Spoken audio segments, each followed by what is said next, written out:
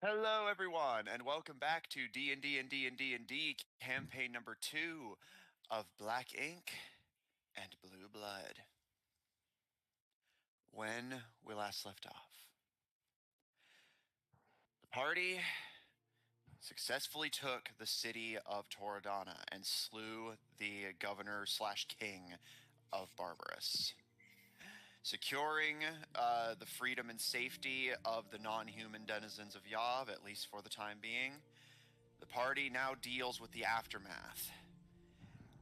The party seems to have discovered that perhaps the dwarves left more of an impact on Caleb's father than was first expected, as the Wolfhound, the mysterious assassin that kept targeting Concord members, has been revealed to be Caleb's father.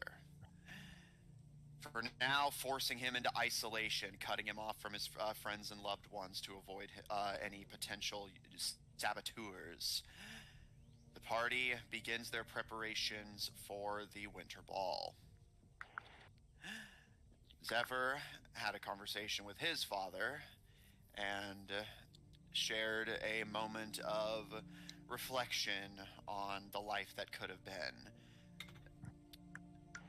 And we pick back up as night fast approaches and you all have your final bits and pieces before turning in for the night and beginning preparations. And that is where we pick back up. Caleb, any final things you wanted to mention before you turn in for the night? I guess Caleb would just be trying to. He would just try to assure his father that uh, the it's only like a temporary solution. The whole separation thing. Which, It's just going to be temporary, just for a little bit. Won't be long at all.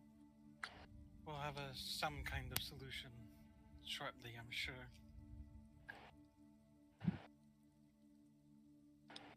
he doesn't really give you an answer. He seems a little assuaged by at least the promise that it's not permanent, but he still doesn't seem particularly happy. Yeah, that's fair. I'm I'm sorry that I'm sorry that this is difficult, but we have to know for certain. We don't know what anyone's motives could be.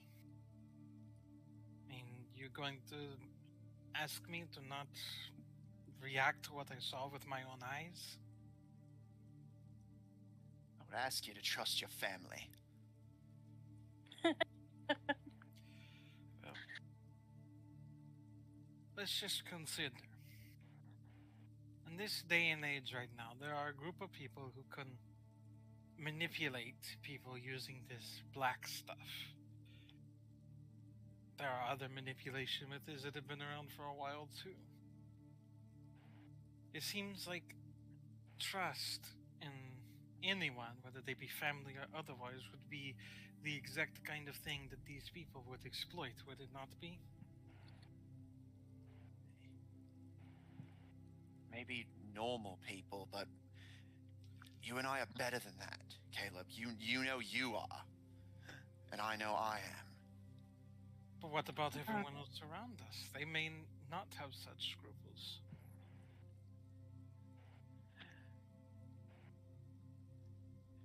You know you're too smart to be taken a fool of. And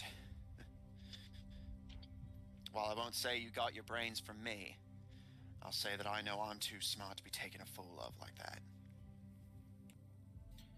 Which is why I'm playing it carefully. To be honest, I don't really know your friend Kino. But He's, I do. We always had each other's backs in that God's forsaken place. If it wasn't for him, I wouldn't even be alive. I understand that, but But we don't know what purposes he may have had in doing so.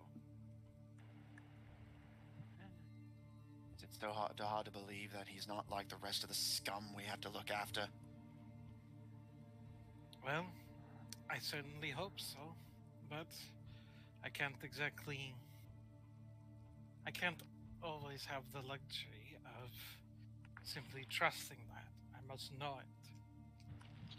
I don't even, there are periods of time where I don't even fully trust this group that I work with on a daily basis. I'm hiding things from them, but I do not think that they would be right to know.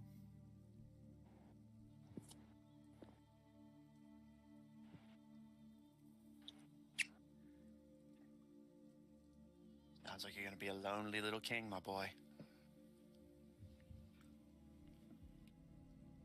Well, if that winds up being the cost of caution, then with what I have planned, it will all be worth it.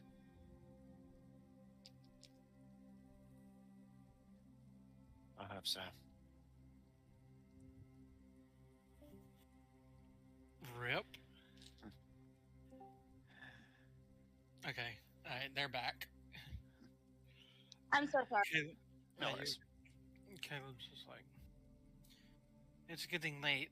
I don't really have any other beds, unfortunately. It's fine. I've slept in worse.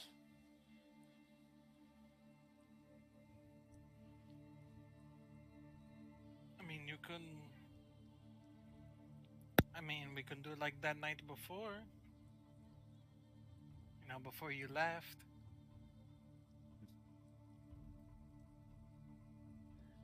Caleb kind of hugging him. He kind of looks down at you. He holds his hand up like he's about to put it on your head, but his fingers kind of tighten. And his fingers go into a fist, and he puts it back at his side. You're a big boy now, Your Majesty. I'm sure you'll be all right.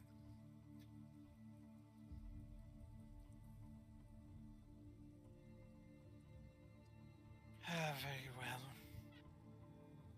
If it is going to be that way. I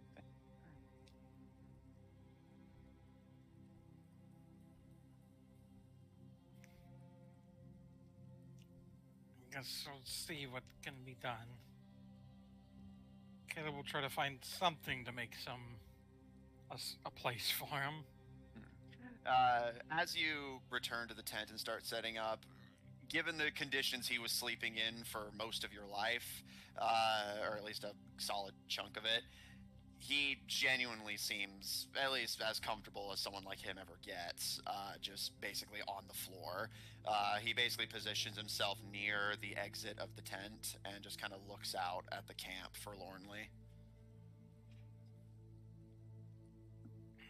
Like I said, just a while, just a few days until I can get back to Debatra. I think at that point I can get to the bottom of this. As you say. And you can see he draws a line in the dirt as if he's already beginning the mental process of counting the days of his newest imprisonment.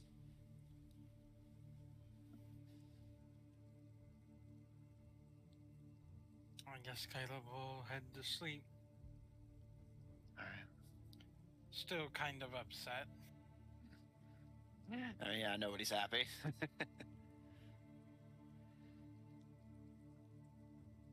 Zephyr, Lucian. Lucian, in response to your question, as mentioned, Pokey does indulge you with tales of Zephyr's ancestral homeland. A great celestial dragon that flies through the stars, visiting foreign worlds that you can't even imagine, allowing the little parasitoids that dabble on its back to explore new lands and meet new people before those who wish to stay return and join it as it resumes its journey.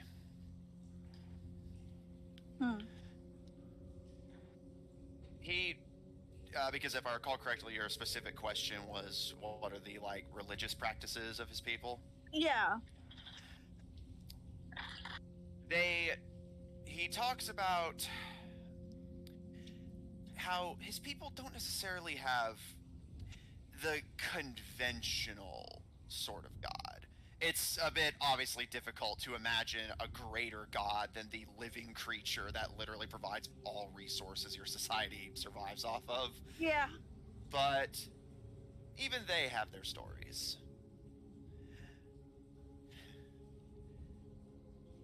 We don't really have a name for them,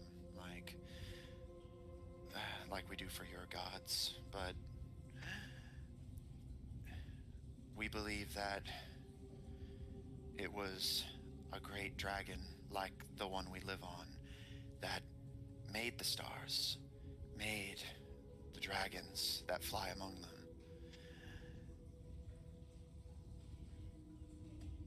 We believe that all of this, he gestures to the night sky, is a great tapestry woven by a dragon of unthinkable size and power, whose very blood is starlight. So this dragon is the creator of, in your beliefs, this dragon is the creator of all things? We believe so. In history, we've met people in the various worlds we've encountered who claim to have visions of a great starlight dragon whose power is bestowed upon those lucky few to enact their will in the worlds. Different colors, different breeds, but all speaking of the same vision. A dragon of starlight whose very being makes up our world.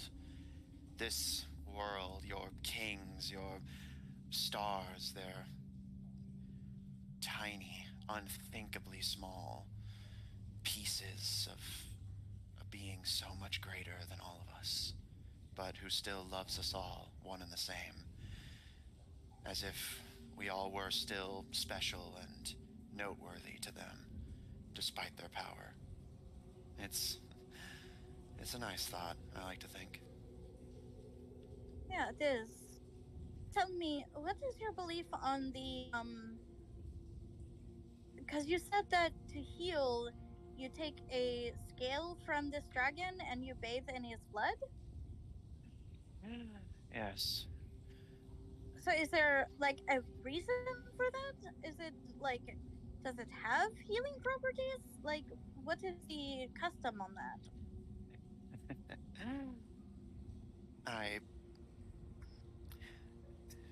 I don't believe we would do it if there was no purpose to it. It doesn't have healing properties for all creatures, but it does for us. Our people have learned to live off of the great dragon's body. So our blood has been woven with its. Is there tales of to like why his blood is like that? Like, why is it black? He kind of mulls it over and gives a bit of a shrug. Not that I can recollect. Of course, my wife was always the more active of the family. In that way, perhaps she could have told you more, but Speaking of your wife, um, I recall being told that she was among these experiments that Dr. Knight was issuing, and that she is somewhat alive. Is it correct?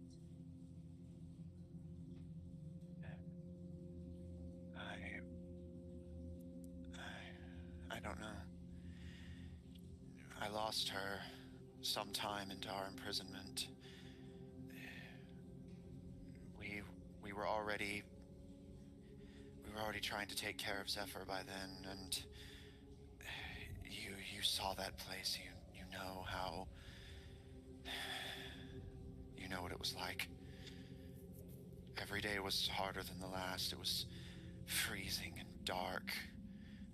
Our people were never meant for that.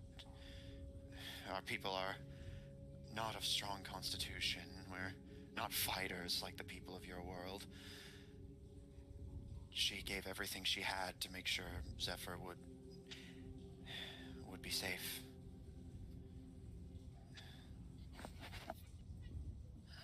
After I lost her, we agreed that the doctor should take him just to give him a chance. He looks to you, Zephyr, with a sad expression. You would have spent the rest of your life in that place, having that doctor experiment on you to see if you were a carrier for this thing, to see what could be done with you, and every day you weren't being experimented on, you would have been forced to work. That's never a life I wanted for you. Well, unfortunately, she still ended up experimenting on him. Obviously. But I am glad that he wasn't forced to be a guinea pig like myself. It's not the life that you want. It's not the life that you want to live. All I can ask for is his freedom. And the great dragon has saw fit to bless me with that.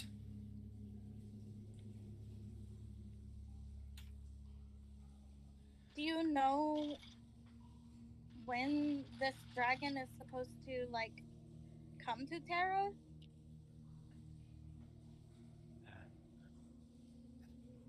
I don't know. My wife was the only one of us who ever directly communed with it. Only she would know more, but I do know some things. It only travels around looking for food. It's... For food? What does it eat? worlds, usually. Oh. Whatever worlds are full of lush life that it can prey on. Oh. So we don't want it to come here, got it. We usually explore worlds, learning about them and studying them before it arrives. But it left and never ate your world. I don't know why. I'm sorry I can't tell you more. It's okay. I just wish that there was more information about, like, the blood situation. But maybe we can go back for your wife. I don't know if there's anything to be done. I'm not even sure what they did with her afterwards. I'll put my hand on his back and, well, if there's anything that I can do, I will make sure that I can do it. I do believe that. Thank you, miss. But you don't need to thank me. I mean, Zephyr saved my life at least a few times. I feel like it's the least I can do. Thank you. I know what it's like to be without your mom. He just gives a smile and a nod and looks to Zephyr with a kind smile on his face. It's so strange seeing a face that's so similar to Zephyr's make such an expression. I don't think I've ever seen that expression before on a creature like yourself. I didn't know it was possible.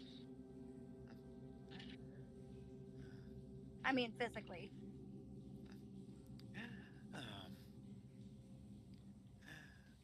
My boy may not be a smiler, but he seeks his own happiness wherever he can. I know that much. That's all that matters, I suppose, in the end. I believe so. Is there anything else I can do for you? I'll keep watch over the camp tonight. Make sure that you all can rest after a hard-won battle. I think I'm going to take watch too. We just have a lot going on right now, and I only need like 4 hours of sleep anyway. Of course.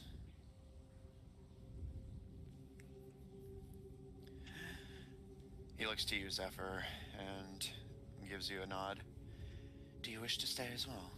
I won't keep you if you would rather spend time with your friends. They'll be fine on their own. I'm pretty sure it's pretty late. Caleb loves to sleep, so he's probably asleep by now anyway. Yeah. I mean, not like we need to gather right now. Yeah. Very well, then. And he returns to his watch. But you notice, while he does obviously look at the city periodically to keep an eye on it, his gaze does occasionally drift upward to the stars. Is there anything anyone would like to do before going down for a long rest? I have one more question for him. By all means. Does your dragon speak with our gods? Like, do they like communicate? As I said, I don't really know. I could never comprehend what goes through the mind of it. He gestures to Zephyr again. His mother was the one who always attended to that. But Okay. I'm afraid I wouldn't know anyway. I knew nothing of your people's gods until I came here. And even then, there's still much I don't understand. Well, maybe I can help you understand. I mean, we're going to be awake anyway. And I love to talk about my gods. I got that impression, yes.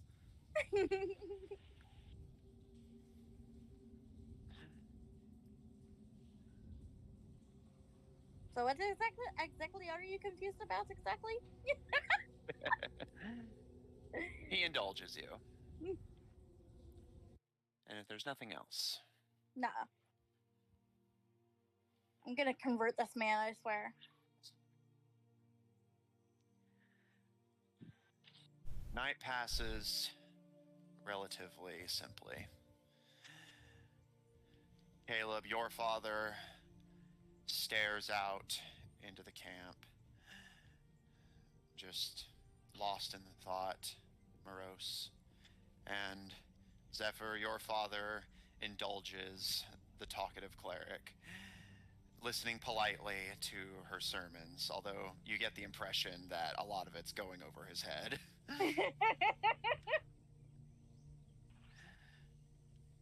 Eventually, as you all get some sleep, you all get a long rest.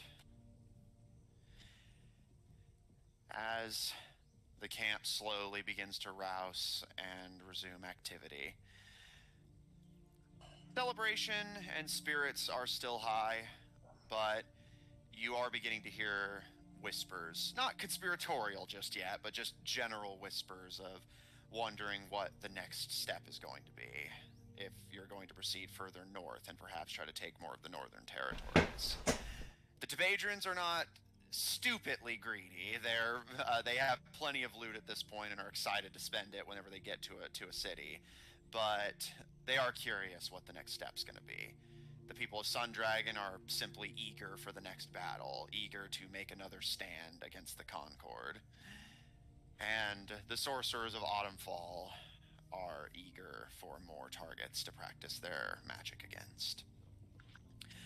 But beyond that, What's-Is is going to leave the camp for some time. He intends to return the bodies of the honor-restored Oathbreakers now in death, fully converted back to paladins and return them to their homeland. But he assures you that he will make it back in time to join you at the ball. But you will not be seeing him until such time arrives. In the meantime,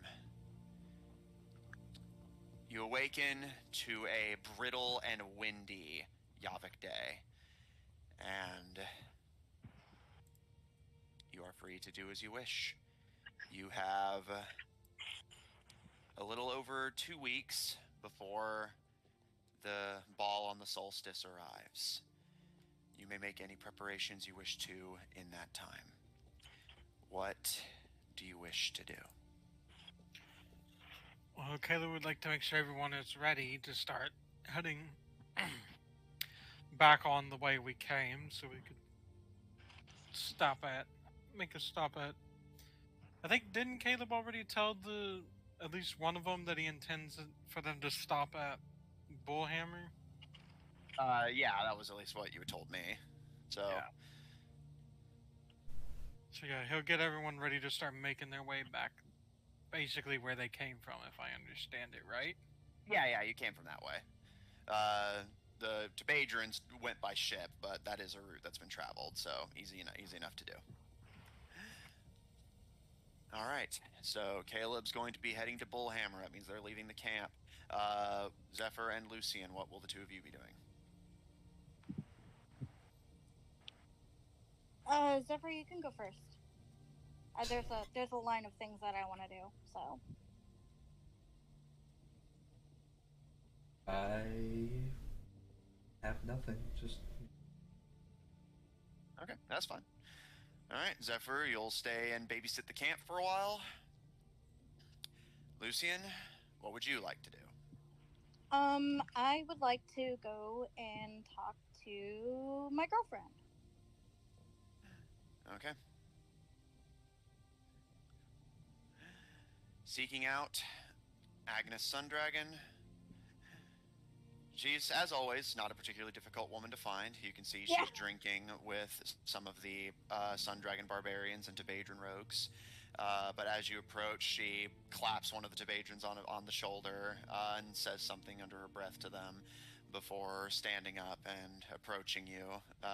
Hair wild, but a lot more carefree of a demeanor. Presumably, either the troubles of the pre-battle preparations have faded from her mind, or perhaps simply the ale is lifting her spirits. Possibly both. Hey, Lou, what's up? Do you have a minute? There's a couple things that I want to talk to you about. Yeah, sure. Here, let's walk and talk, I guess. Hey, another round on me. You guys have fun. I'll be back. The Tebadrians cheer, and the Sundragon barbarians just raise a tankard. As you begin to walk around the camp with Agnes, she crosses her arms behind her back and just kind of looks around the camp, kind of light spring in her step. What's up? Well, the first things that I would like to ask, the ball is coming up, and I guess I was wondering if you would like to go with me. Well, yeah, I kind of have to go. Wouldn't really look for the Alliance if I didn't show up. Like with me. Well, yeah, you're taking us there, aren't you? I mean, I can figure out how to get there myself. No. I mean, like as a date. Oh. Okay. She just kind of like looks like oh crap. What'd I do? Did I break her? Oh no, my Discord. Hello? There we go. Oh god. That was scary.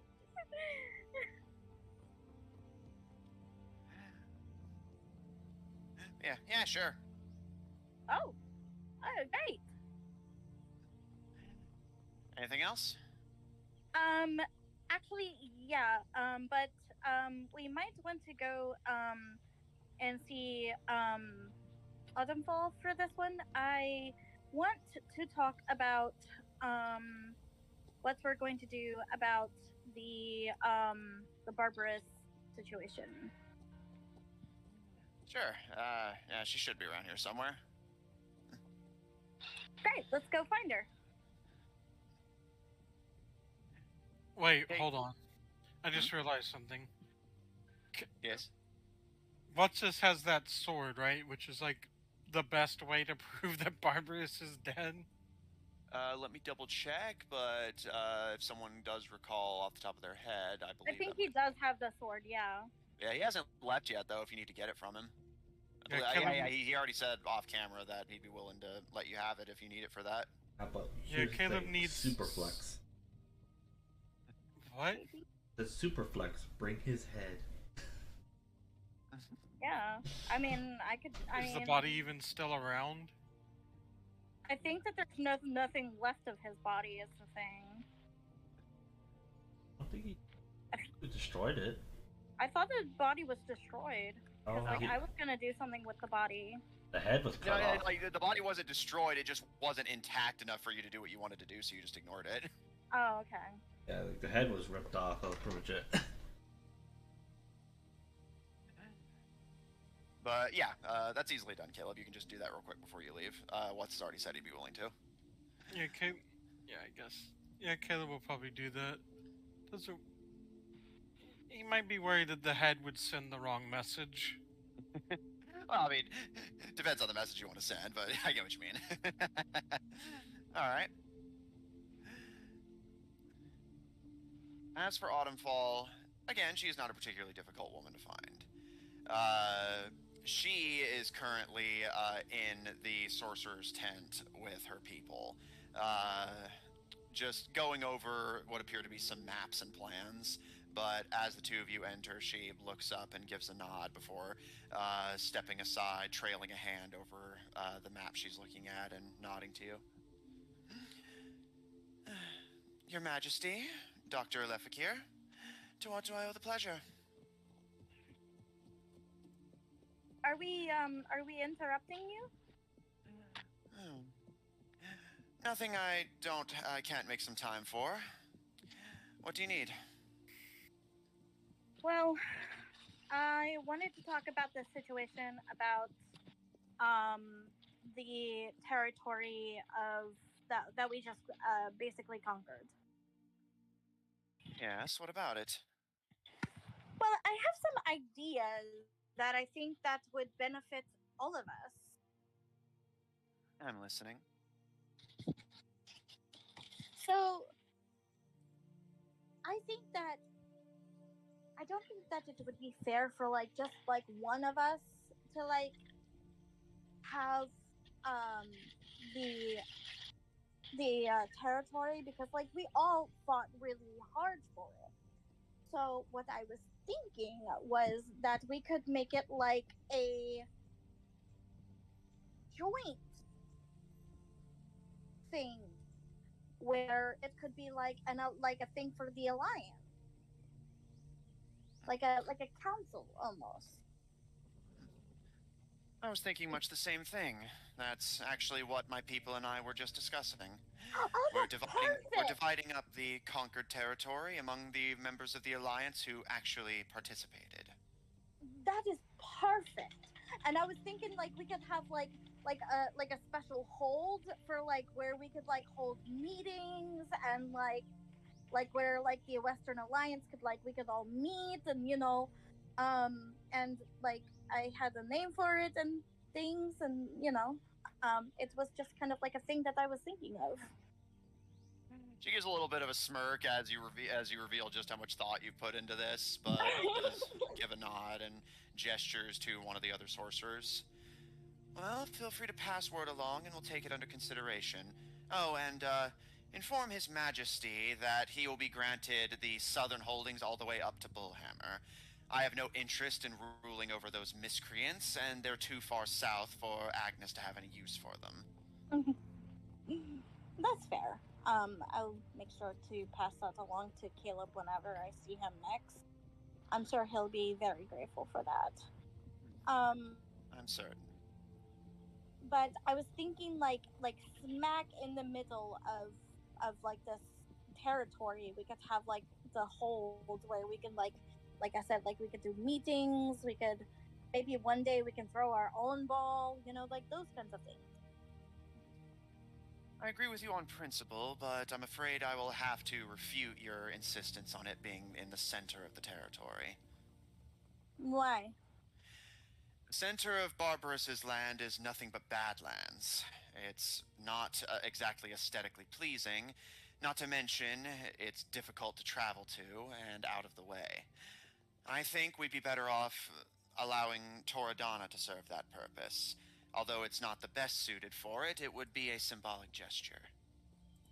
I think that's a really good idea, actually. Then I suppose we're in agreement. Yeah, I think that's great. As long as everybody is happy and, like I said, I kind of already had a name for it, but, that can be, I guess, discussed. She kind of like awkwardly stands there like I really had this name all picked out and everything. Yeah, she just gives you a nod. She's not giving you anything. She's like, if you want to brag, you do it of your own initiative. I'm not encouraging you. She's not like bragging, but she's like, like she's put a lot of thought into it. And, okay, well, I guess. Can I see the map? Can I like see what how this is being divided? He, nods and waves a hand, allowing you to see it. Cool. All right. I'd like to see that. Indeed. I will be sending a version of this in the chat over the next week. Okay. Probably in next week's stream, Austin, you can have this on display. But yes, the division of territories is that Sundragon will be laying claim to the northern settlements, including Toradana itself. That makes sense. Autumnfall will be laying claim to the central territories, basically everything in between Toradana and Bullhammer. While there's not a lot of settlements there, as you guys have seen, there's a lot of ruins of historical significance that Autumnfall wants access to, so she's willing to give up the more valuable territories in exchange for access to that. Mm-hmm. And Caleb has been granted rule over everything from Darkrise to Bullhammer. So basically that little peninsula that leads into the valley at low tide up to Bullhammer, Caleb is now has been granted dominion over. Okay. All right. I will take 10 seconds to memorize this map. Noted. And you can hear, as you're memorizing it, Agnes and Autumnfall kind of chatting behind you. Just, this is mighty generous of you, Your Majesty. And you can tell whenever she says it, it's a little sarcastic. But Autumnfall seems rather used to it and just kind of gives a nod. Quite. Honestly, I frankly think Adderald would be better suited for our purposes, but Hello? I can't deny that hosting the meeting of the Western Alliance in the den of our enemy...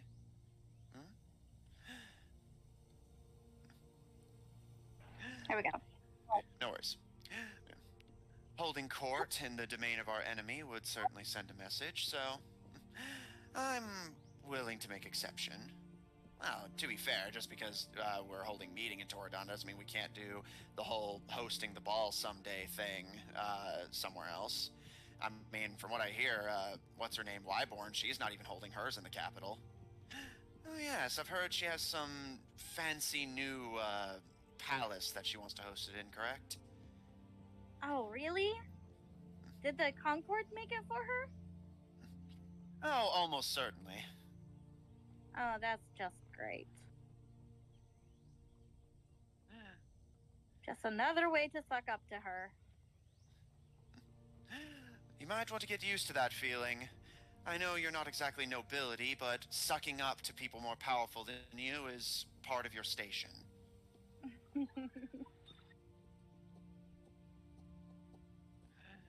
I'm very familiar with it. Yeah, we'll kiss some ass. There anything else you need from me, Lou?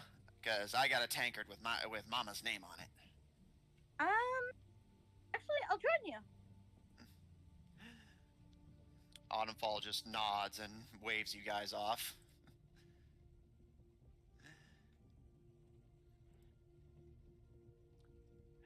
Lucien, is there anything else from you before Caleb takes his leave?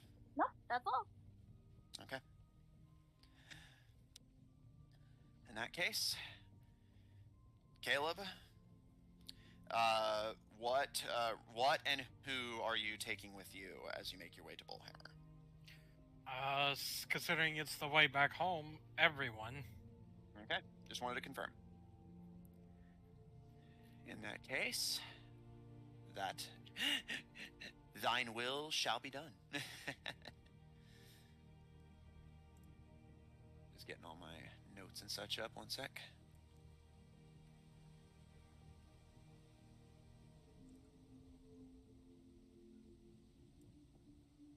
All right.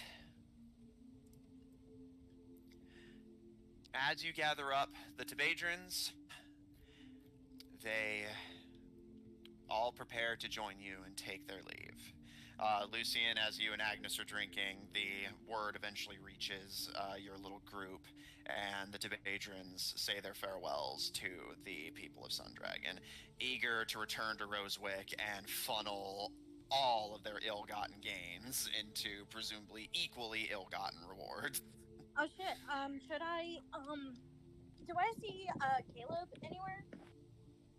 You don't see him directly, but again, Tebadrins are. I mean, you can go find him if you want to, but you can also just pass word to one of his men if you want. Yeah, I'll just pass. I'll just tell him to tell them what they told me. Okay. Oh. You're lucky this is downtime because I was so tempted to just be like, which was? No, sorry. There's food and I'm distracted. No, you're good. You're good. All right.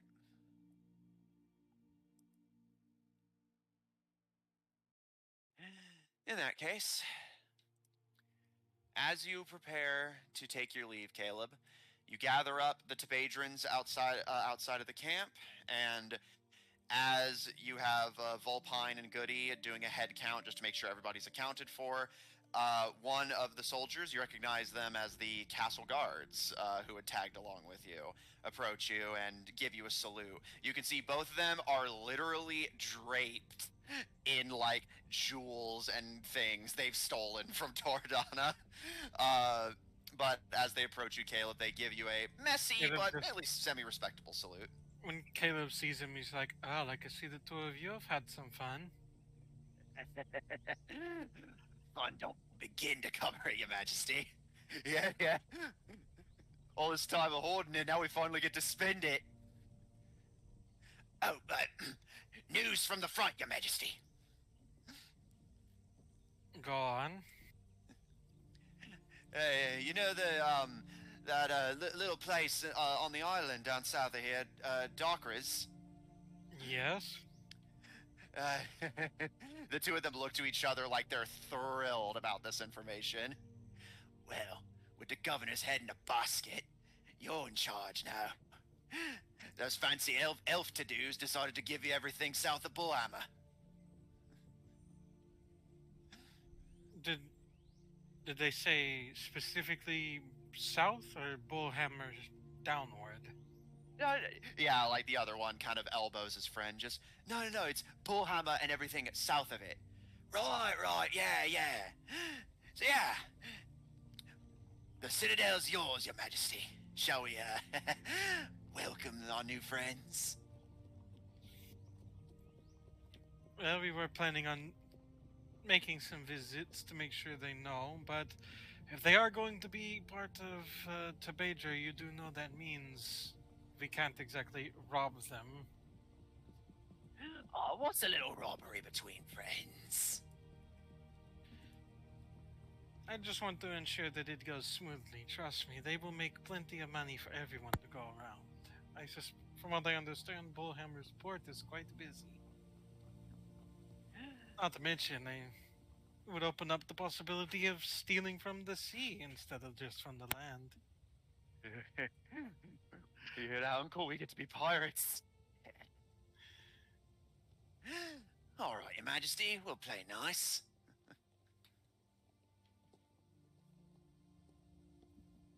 I guess Caleb will continue gathering everyone up to go secure their holdings. Indeed. All right.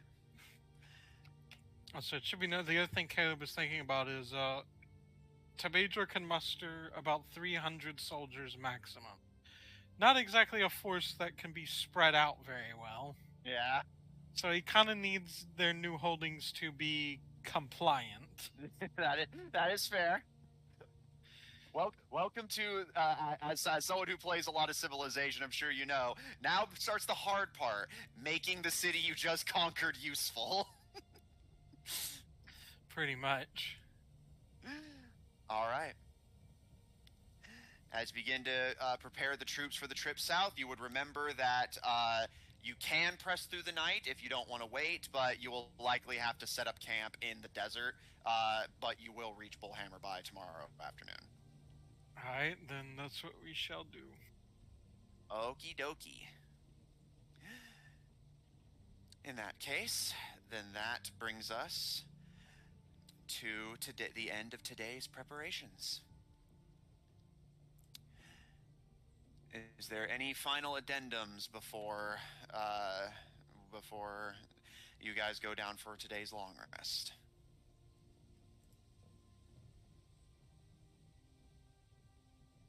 No, I think we're good. Okay. Sorry, I'm very distracted by food. I'm good. Okay. All right. And so, the first day of preparation comes to a quiet close. Caleb, you begin to lead your troops out into the desert and away from the camp, shaving down the numbers of those in the encampment, but with Toradana taken and its leader dead, its generals held prisoner, there will likely not be much resistance that can be mustered. Autumnfall continues her division of the holdings of the once Kingdom of Barbarous. Everything and everyone within it now under the dominion of the Western Alliance. This is a pretty big deal. As a point of fact, while Yav is constantly at war with itself and trading holdings, this is the biggest act of conquest there has been in over a decade. Once word of this starts to spread, you guys have definitely made a name for the Western Alliance one way or the other. It has been a very long time since this much territory was taken at once. And it's been even longer since a kingdom was completely lost. That hasn't happened in nearly over a century. Soon word will spread, but it'll be up to the rulers of this land how they decide to view this. Zephyr, you busy yourself around the encampment. Pokey decides to stay with you and does not join the Tabadrans as they return to Rosewick. He is a Zephyrian first and a Tabadran second. Lucian, you see off the thieves and make yourself busy around the encampment, reading through the horde of books you've accrued over the siege, and making time where you can to hang out with Agnes, getting drunk and chatting up people around the encampment.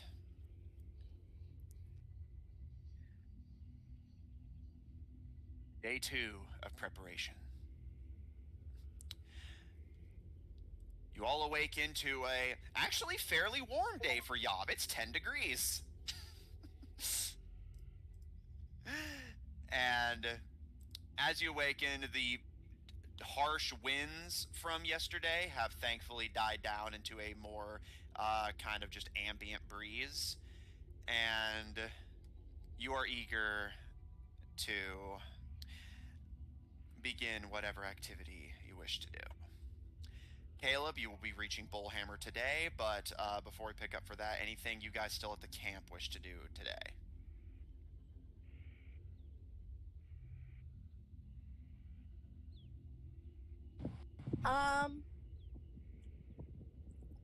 No, just reading and then spending time with Aggie. All right, no problem. Is that for anything from you? You know what? We'll see what that burning room. Oh, you're gonna head into Toradon and check out the palace? I'm gonna see that burning room. And what? Okay. Noted. Zephyr, roll investigation.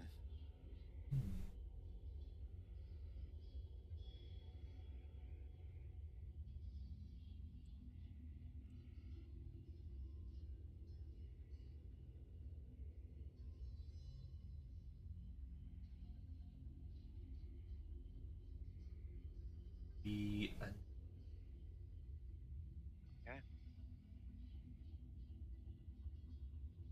Just grabbing some notes real quick, sorry.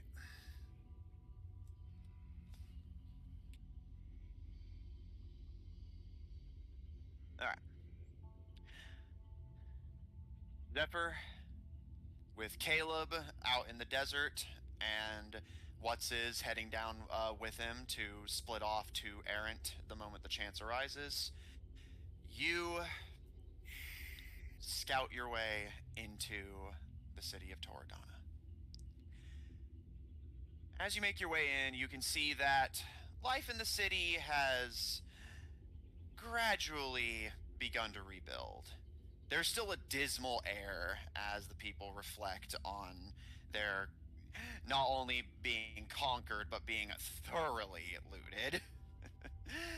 But you can see, especially with the Tebadrons gone, a few people from Sundragon are taking the time to divvy out food, as nobody at this point really has the coin to get it for themselves now. So the Sun Dragons appear willing to help until Toradana can, have a single coin to rebuild their economy.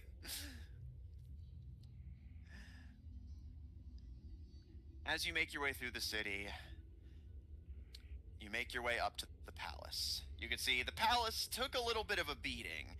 Even without the fire, you can see that the Tebadrons looted it fairly thoroughly, especially since that was the one place Caleb told them directly to loot outside of just the general city. As you make your way inside, you see that the interior of the palace is torn up a bit, but otherwise does still stand. And you make your way up the stairs and towards the room you had seen that was closed off to you when you arrived. Giving a push against it, the door is either locked or something's blocking it. Either way, it does not open when you attempt to.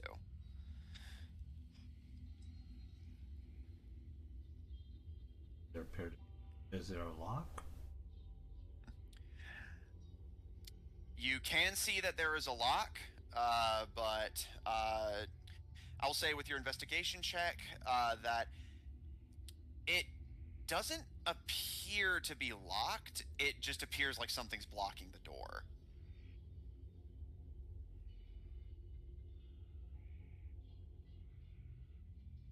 Like, it doesn't yield when you try to open it, but it doesn't appear at a glance like it's actually locked.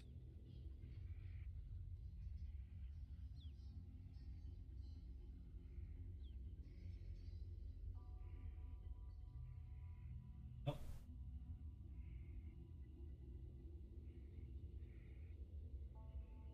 Blast my way through. All right, what you gonna use to blast? Trusty, handy dandy canter. All right.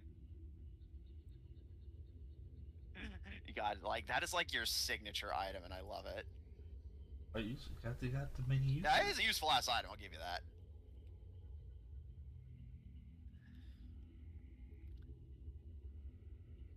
All right.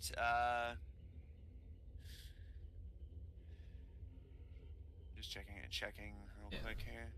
A little bit. How do you get that? Is it worn? No more than 200 pounds. Okay, yeah, easily done. Let me just make a roll to see if the door holds up.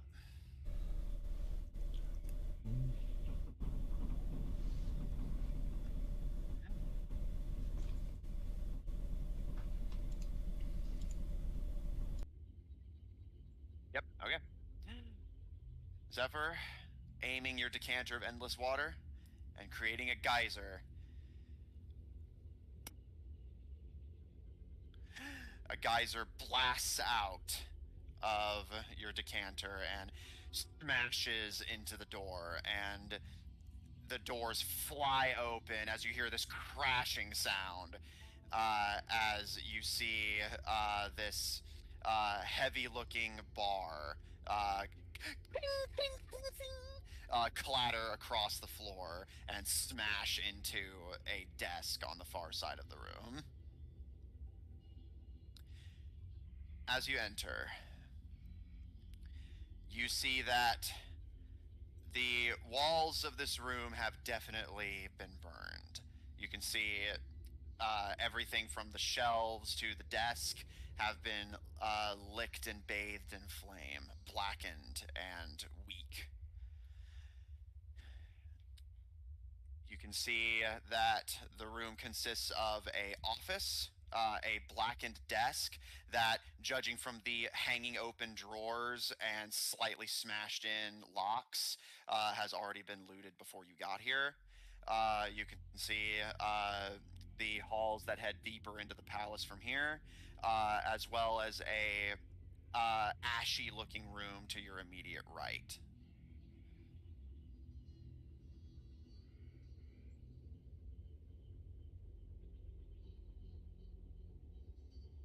Yeah, you can see a lot of like ashes and even some very light smoke in that room.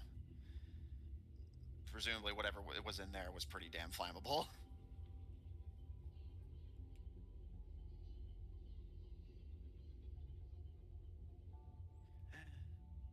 Zephyr, checking the room curiously, you can see that the room is stony, definitely different than the rest of the palace. You can see some rubble that looks like it may have once been chairs, but an otherwise still standing, if ashen, stonework room and table with ashes and what appear to be bones scattered on the table. The room is covered in ashes, and this is why I asked for that. Part of why I asked for that investigation roll earlier. Looking around, you see this room is made of stone, and there's ashes everywhere. While it's certainly not impossible for this to have been naturally occurring, this definitely seems like a fire that was started deliberately. I mean, Caleb did say that he like caused some kind of something that would make it go up.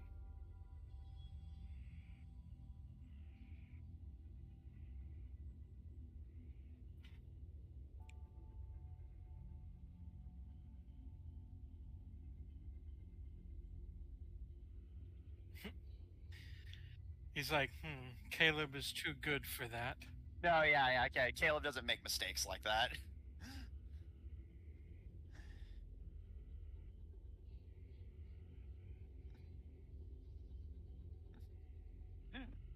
Not to mention, you gotta love the humor implicit in, hey, guy whose basic superpower is bottomless supplies of water. There's a fire that started. Oh, nothing we can do. Yeah, so Zephyr, yeah, you're pretty confident that this was a fire deliberately orchestrated. This room seems like where the fire did the most damage, but this room isn't flammable, and everything seems a little. It seems a little convenient that a fire would have started in a stone room and then worked its way out, especially since you can tell from the damage the fire wasn't that strong. So the room itself, survived, just scarred, which makes you wonder if the room itself survived, what didn't, that clearly took the brunt of the damage.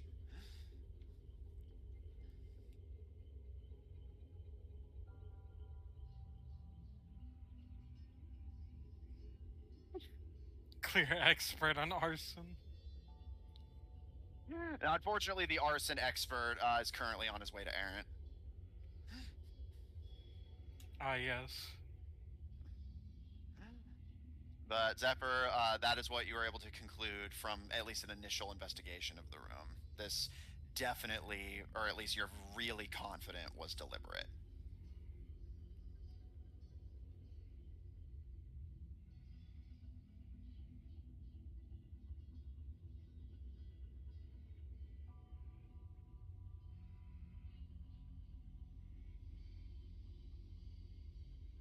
Sadly, as you take the time to look around carefully, the debate, like Caleb got here first, presumably took anything that was of interest to him. Then the Debadrians got here, took anything that was of interest to them. You see that unfortunately not much was left behind from those two things. All that's really left is the blackened furniture and ashes of whatever may have been here before the fire started.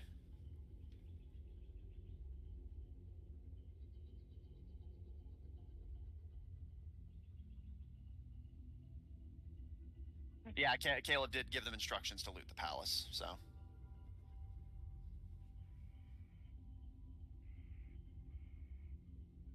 Good question.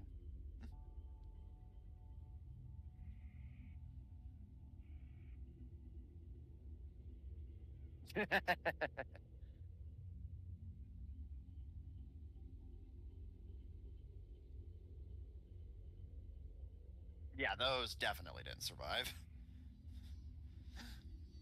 Books are unfortunately kindling.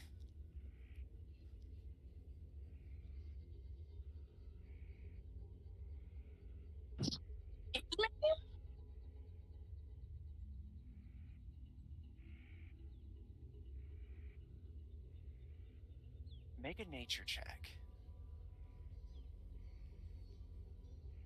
I could tell you what kind of bones they are. Yeah, roll nature. Sounds like Zephyr may wind up having a bone to pick with Caleb.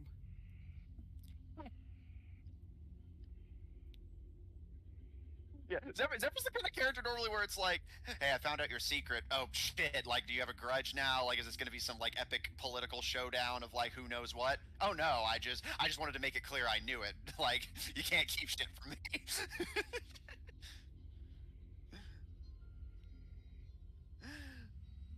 But yeah.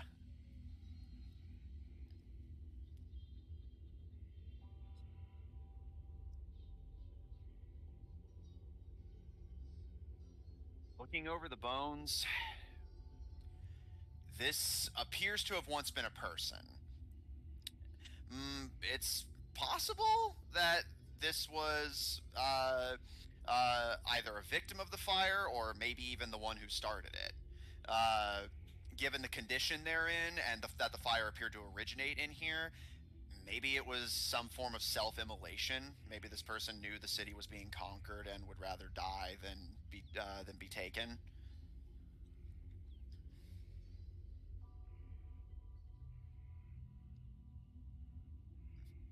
That is the conclusion you come to with a 19 investigation and an @1 identification. You conclude Caleb was hiding something.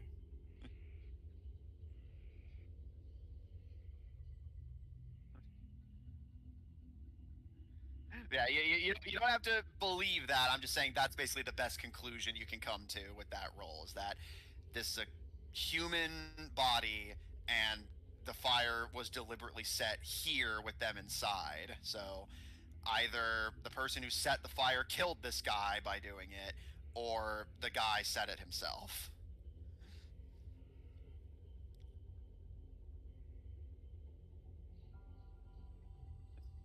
Yes, I found the killer.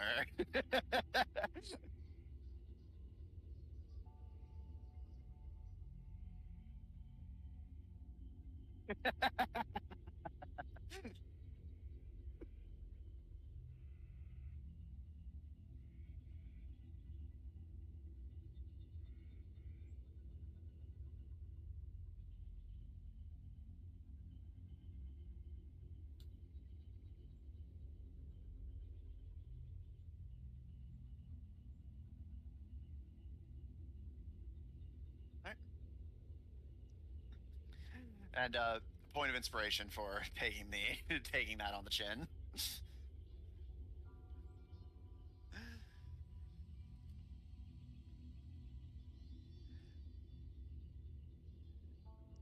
Is there anything else from you for today?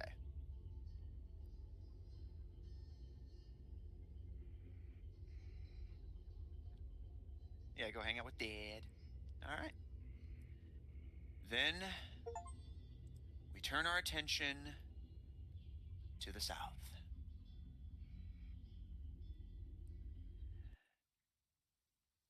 Caleb, as afternoon begins to set in, you cross the Scorpius Desert. You're able to identify quickly whenever you reach the display you created that it definitely worked. You can see from what little has been left after the sandstorm that there was some activity out here that did not go past this point. Did you have them roll to see if that Actually, was? yes. You're lucky that saved your fucking army from being flanked during the battle. I rolled that like fucking months in advance after you guys like said you were gonna make that little display. All right, let's do a little morale check to see if they decide it's worth it. Nope. All right. The people of Bullhammer decided, you know what? No. Yeah, I'm good actually. I don't want to wind up. I don't want my head on a spike.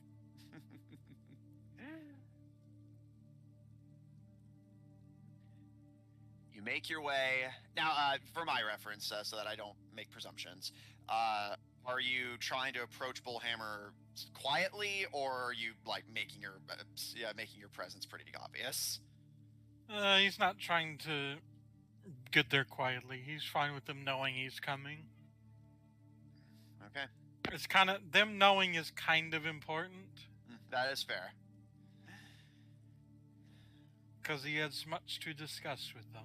That's fair. I just wanted to make sure. Didn't want to be like, oh, they react to you coming and be like, oh, I would have approached stealthily.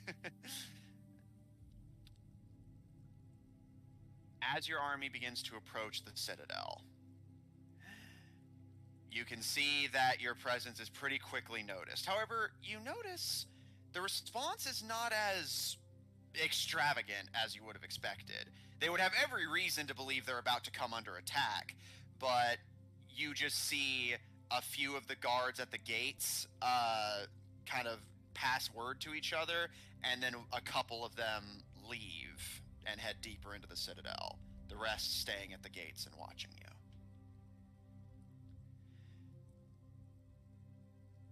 As you draw closer, you see a few of the guards at the gate raise their hands. Basically in a sort of surrender, but also a sort of like, basically, that where you put your hands kind of up and forward, so it's like, hey, I'm gonna come closer, but don't shoot me. Fair enough. And as they draw closer to you, you hear one of them speak.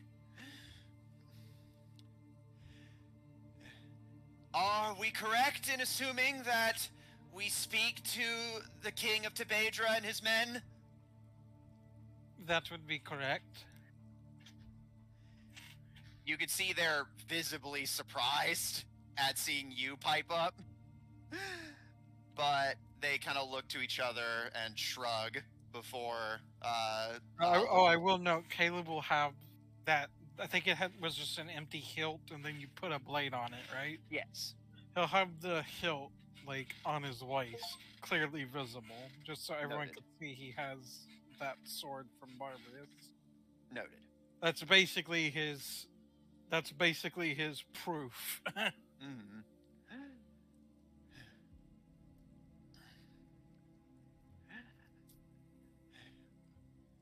In exchange for our lives, the general wishes to negotiate with His Majesty. Just what I had in mind as well.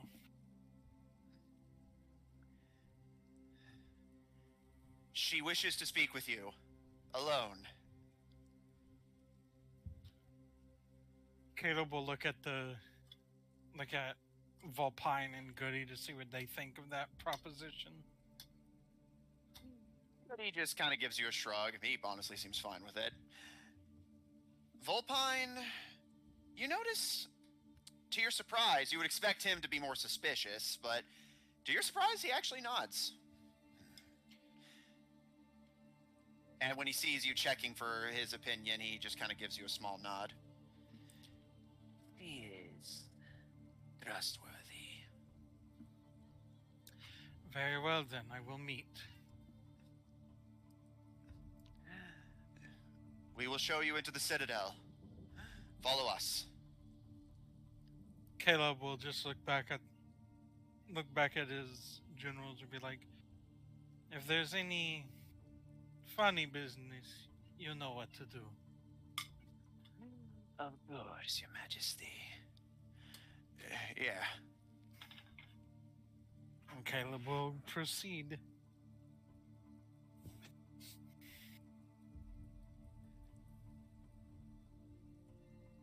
As you're guided into the Citadel, you see that the inside, now that you can actually see over the walls, is pretty similar to what Zephyr had reported to the rest of the party. You can see that the Citadel is basically built in a giant crater for all intents and purposes. And as this Citadel is basically built into this fissure of the trenches created from the previous battle, you can see walkways, bridges, and floors carved into the Citadel. Given at this point you've gotten at least semi-used to strategy, even if you're not the group's expert on it, you can tell that this place would be a nightmare to besiege. Imagine it. You finally succeed in taking the walls, expecting that to be the hard part, only to realize that there is nowhere you can go where you're not completely surrounded on literally all sides. It's hard enough to be surrounded from all directions, in your horizontal plane, but when you have fire coming in from above and below and your only cover is a completely open bridge, not ideal. Caleb will just comment, I can see this would normally be a quite formidable city. Indeed. Bullhammer has held strong these long years, and it is the General's hope that that trend will continue.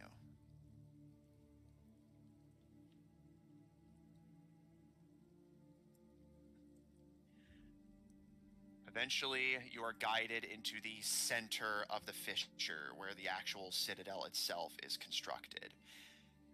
You can see that it's basically just a natural rock formation that they just have slowly mined away to be resembling a building. Almost like a dwarven construct in its design.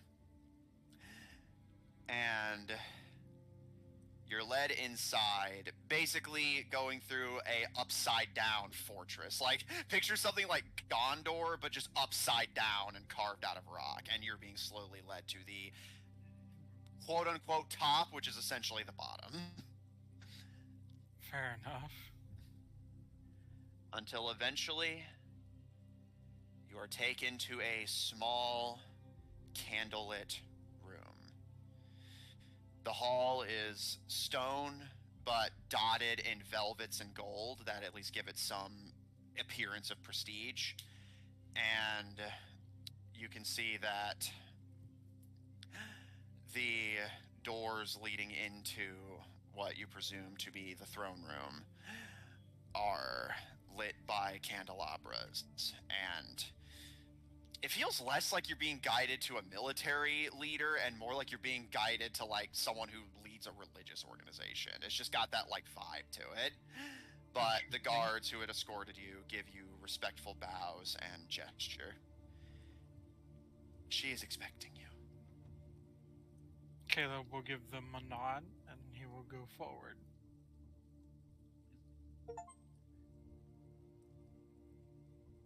As you enter the room. Oh. Okay, there you are. Yeah, I was just switching up the soundtrack, sorry. I see. As you enter the room, you find yourself in a massive room of elaborate stonework. Pillars with patterns carved into them, a velvet and gold carpet. But what catches your attention most immediately is the throne. The Badrins have long told stories, including your father, of the citadel that they've never seen, but they have heard the stories of. Bullhammer, as mentioned, was always the bulwark that prevented the Tebadrins from raiding further into the valley. But they've long told stories of what is said to be inside. According to legend, when Queen Pendidi and Governor Barbarous did battle a century ago, the blast that resulted from their encounter not only created the fissure that this citadel is now built in, but according to just folklore you've heard, when Barbarous struck Pendidi, the blast was hard enough to destroy the mountain that once stood here and leave a carved throne in its place, as if Barbarous was declaring to Yav that this is my kingdom. You're not sure if those stories were true. Having met the man and seen him die, its legend tends to disappoint. But a part of you wonders now if that might have been true once. You see in the center of this elaborately carved room is this massive throne, carved out of the stone of the ground, creating patterns of elaborate murals that slowly narrow down into a massive stone seat. And your attention is now drawn to the woman sitting within it. You see a dark-skinned woman with long hair that is kind of curled to stay off her neck. You can see her eyes are a gleaming, glittering gold as she takes you in. But you notice the pupils don't look human. You see they are distinctly narrow. Her figure is lithe, but her arms and legs are muscular. Definitely someone who leads a military lifestyle. You can see she's draped in Barbaresian fineries, dark black and red robes.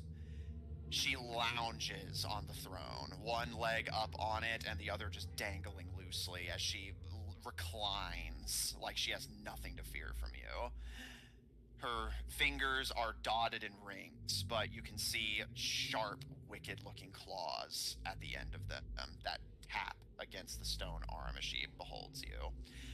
And you can see, jutting out from her head, are a set of distinct, fluffy cat ears. She's like, what are they called? The cat people in the setting. Nekomata. Yeah, she's like one of those, right? Yes. She's either a pure-blood Nekomata or at least a mongrel of one. Basically the same as President Shadow Lily.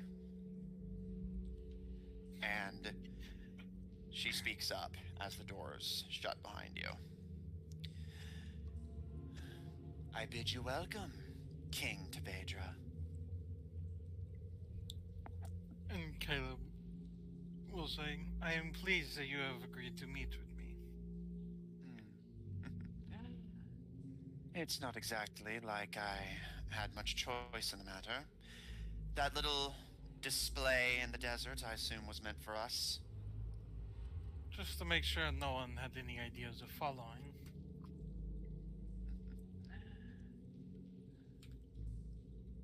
So is it true, what I've heard? The governor's dead. Caleb will say, it is true. The governor is dead, and Toradana has fallen.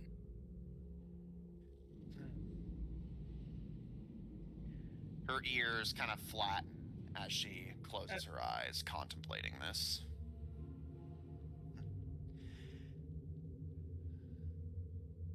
And I'm not so much a fool as to ask for your mercy. Are you here to kill me?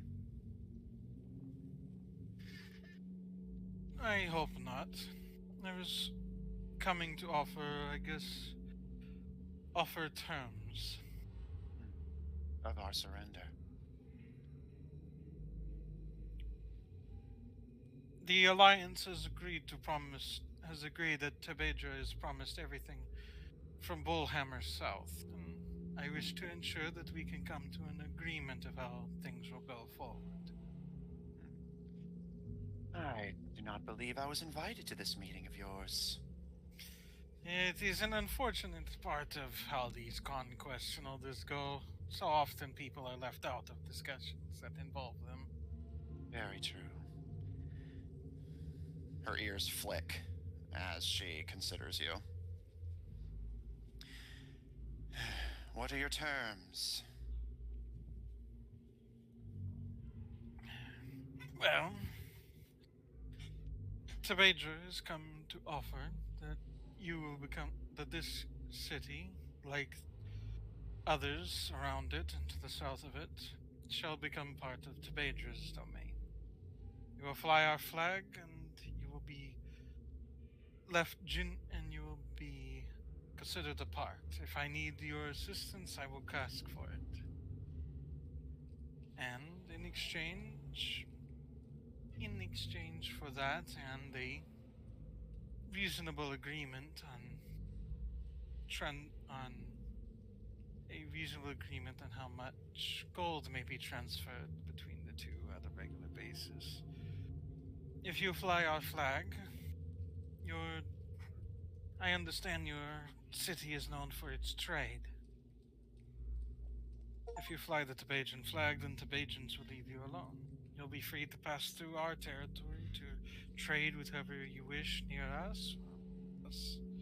And if should such a time that you need assistance, I will be there.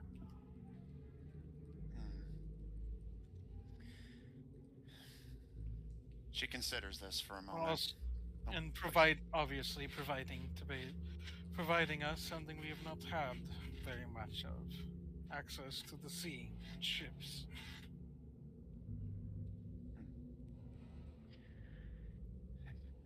So that's it then. I was going to ask how much. Part of the negotiation is I was going to ask how much did Barbarous take from your trade? Everything.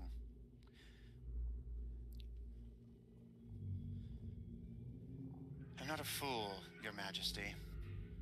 I know what you're doing. We're trading one tyrant for another, but you come to me under claim of friendship and generosity to make it seem like it won't leave a sour taste in my mouth. You're not setting us free. You're just giving us a new master that holds the leash. Am I wrong? I assure you, this. You must understand the situation of Tebedra. If I remember right, it's almost. If I remember right, isn't Fuse being aligned with Roswick almost kind of a. It's not really like Roswick tells them what to do all the time, right? Because, like, when Tebedra asked for defenders, like, he couldn't just make everyone show up. They had to agree to send people, if I remember right. Generally, yeah, but it's noted that because Tebedra is not really by Yavik standards, real kingdom, it's noted that that's kind of unusual for Tebedra, but yes, that is true. But that's more because Tebedras are cowardly and disobedient than anything. You should understand one thing about Tebedra. It is not like other kingdoms. The it can best be described as more of a more of a what's the word? I know there's a word for it, but each city is kind of left to its own devices most of the time. Only really coming together whenever we are under attack. And even then, it often takes convincing. I will not. I suppose we would be treated all the same, right? As if we were really part of you. We will not interfere. I assure you that I will not interfere with your day-to-day existence. I will try to limit that as much as I can. You'll be allowed to continue going on trading, doing everything it is you already did. And, unlike Barbarous, I will not take everything that you bring in. I will take only a part of whatever you produce. That'll be sent back to Roswick, where I can use it to help the kingdom as a whole.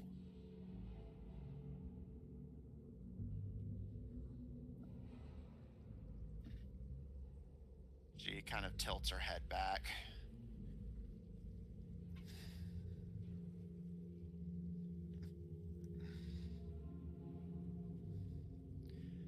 Caleb, roll persuasion. He'll just add whatever you and your medshits bring in. I will only take a small piece. That is how it works whenever my thieves go on their ventures to acquire gold. Let's put it that way. The kingdom only takes a small piece of it. The individuals keep the rest. And if you, as the one who runs your city, wish to take another piece of the individuals, that is for you to decide. But as long as you allow us to pass through your lands and access to the sea, and the small percent I will take from trade you conduct, then you will have our backing, and I assure you my thieves will not bother your trade no longer. For all intents and purposes, the thieves of the south will be leaving you alone. That is my offer. Of you.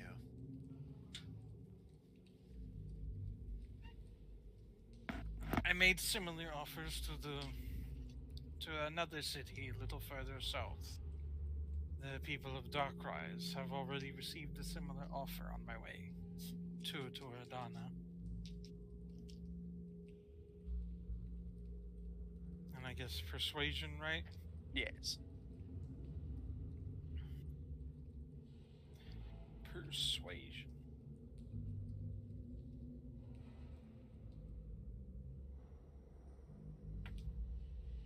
Oh, very nice.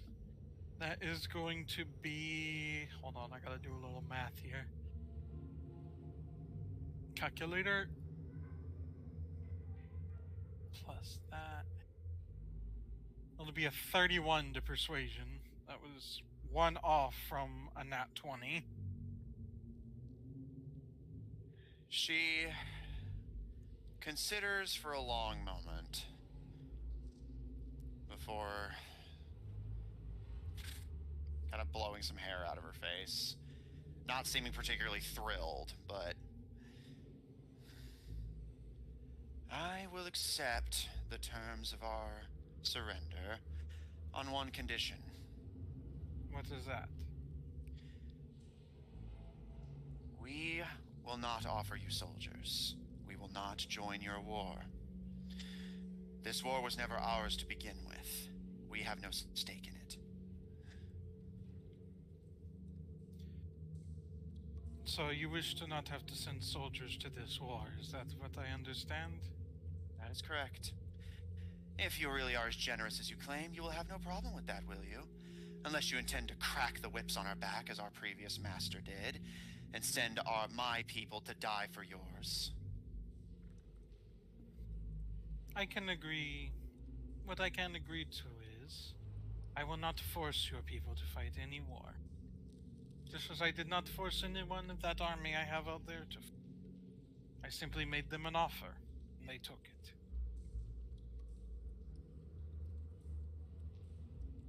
I will not force any of you people to fight if they do not wish to. Well, I may make an offer, but I will not force anyone to take it. It will be up to their decision whether they wish to take it, fight, or if they wish to stay and not. That at least does seem to assuage her a bit, and she sighs and leans back against the throne. Well, then what choice do I have? I accept the terms of Bullhammer's surrender, Your Majesty. You will not be offered soldiers, but you will be offered gold resource. Our city is particularly lucrative in the gunpowder trade. A trade that we have been very interested in lately. I'm sure. From do you have any... Just quick question. Do you happen to have any facilities for the creation of ships? Not the creation of them, no, but we can arm them. If you want ships, you're better off seeking out either Basilius to the north or Wyson to the south. Very well.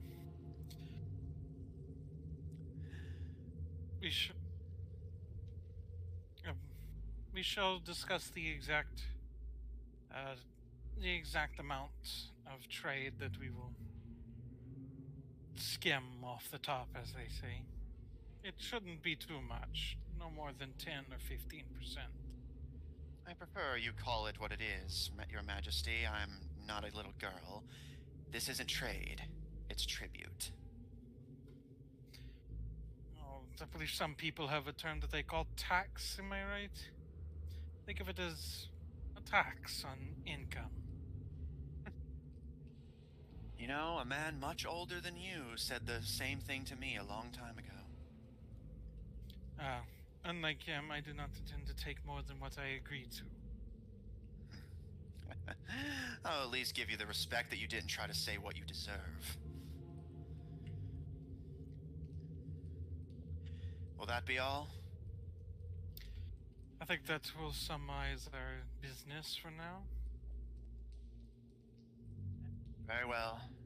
Then you may go. And she puts fingers to her temple. Clearly, that conversation was very headache-inducing for her, despite the calm she maintained. Caleb will give a respectful bow and take his leave.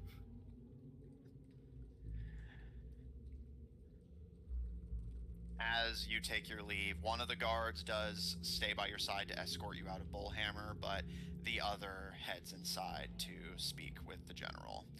Presumably, word will soon be spreading that Bullhammer has surrendered. You're lucky, by the way. You dodged having to fight for Bullhammer by 1.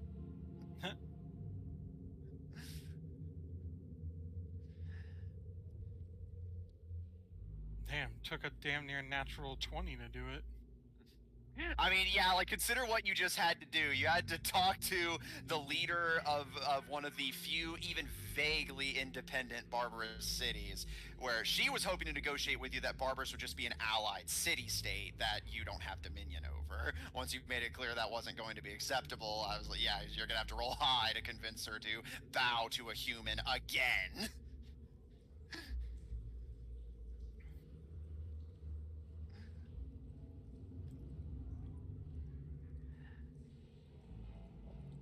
as you take your leave, your soldiers eagerly await word. You can see that a few of them are already kind of itchily reaching for their weapons, as if part of them is hoping they'll have an excuse to loot the mythical citadel. What's the word, Your Majesty? They have agreed to terms. Like, terms as in we've come to a diplomatic arrangement, or terms like we get to take everything that ain't nailed down? Well, the terms were they agreed to fly our flag, give us access to pass through their lands and to the sea itself. And they give us a percent of whatever trade they bring in will go back to Bedra itself. Which means more money to pay for raids and stuff like this. You can see the older of the two kind of like visibly is like he was really hoping to raid Bullhammer, but to your surprise the other one kind of nods and looks to his uncle with a kind of light elbow and just, that's not so bad. This is for the kingdom's economic development. What's it economic? You know, like golden things. I love him. No, I love these two a lot too. I was really glad they survived. Lucian's like, oh, he's trying. When Caleb returns to the army, he will inform the generals of the new arrangement. Noted. If they have anything to say on the matter. Goody, for his part, just gives you a nod. I'm just relieved we don't have to fight. And Volpine just gives you a smirk, and something tells me that she wasn't too thrilled about it. You know how it... I think you can guess how it is. I hope that this will at least... I hope at the very least to have offered her something more beneficial than her last arrangement. He gives a bit of a shrug. Still seeming kind of indifferent to the politics of it, even if he seems invested in this woman in particular.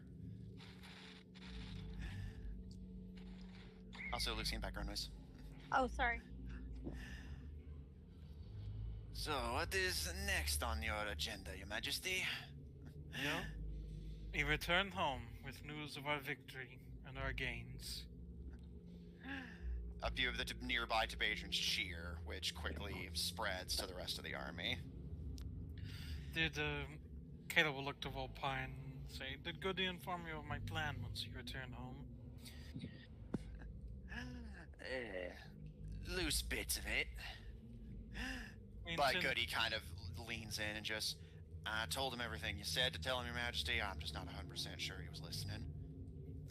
Basically, once we return, I shall send all except our new gunners home permanently to return to raiding. The others will be kept and paid, and continue to be paid for their services, as a group ready to fight at any moment. Volpine kind of gives a slow nod. You're not sure if it's indifference or if he genuinely agrees with the plan. It's kind of hard to tell with him. He doesn't really emote that, obviously, for the most part. Yeah, he's a hard one to read. Mm-hmm. But that won't stop Caleb from trying. Insight. Roll insight.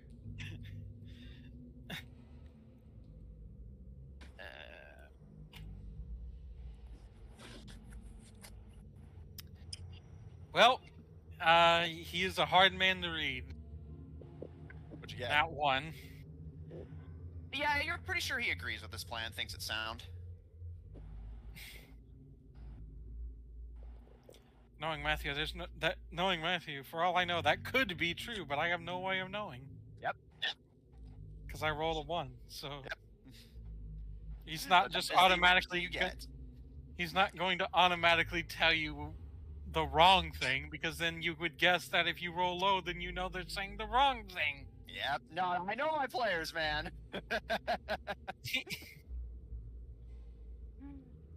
Very well. All right. Is there any other arrangements you wish to make along the way to Rosewick, or are you just getting everyone We'll home? check in on Dark Rise, considering there was recently a fire in their area, from what he's heard. Yeah, it's like how'd that happen? So he wants to make sure that the town is doing well and see if they need any assistance. You can actually, if you leave, well, yeah, you would have to wait for the tide to go down. So, yeah, you should be able to make it there by tomorrow morning. And it's on the way back anyways, right? Yeah. Yeah, no, if you didn't pass through there, it would take longer. Yeah, Caleb will send some of the group to go off to collect that ship they left behind to see if it's still there. Maybe bring it closer to. I know Rosewick isn't necessarily near water, but I think there is like Rosewick isn't coastal, but I think there is some water kind of near it, like within walking distance, right? Let me double check. I believe that's true. Just check. Because that's where that army that was here from the Concord came from, right? Yeah, it's a little over a day's journey north, but yeah, if you head like into the Sprintwood about a day's journey north, you get to a peninsula that's a cutoff from the Blackened Sea. Yeah, Caleb will go ahead and tell them to go ahead and find somewheres around that peninsula to leave it. Okay. Just for your reference, yeah, that would be like really close to Badger Farms. So. Which we do plan on which I think Caleb did plan on reoccupying. Yeah, you made some arrangements, basically telling everyone that yeah, like that place is gonna like basically once Barbarous has been settled, you plan to occupy some of that. Maybe they can even start building since it's closer to that water, maybe they can even start building a rudimentary dock or something. Since the sea is going to be a future focus. Yes. Alright. So, other than a pit stop in Darkrise, you're good to go.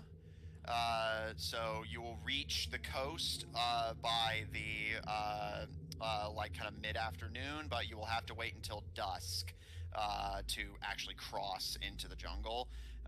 So, yeah, you will reach...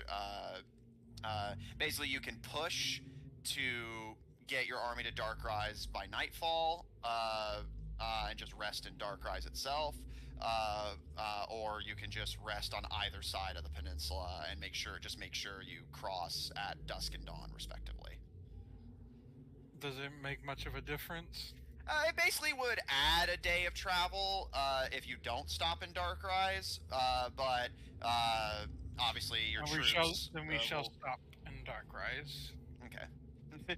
He will make sure the generals know when they do stop. Remember the deal. Mm-hmm. All right.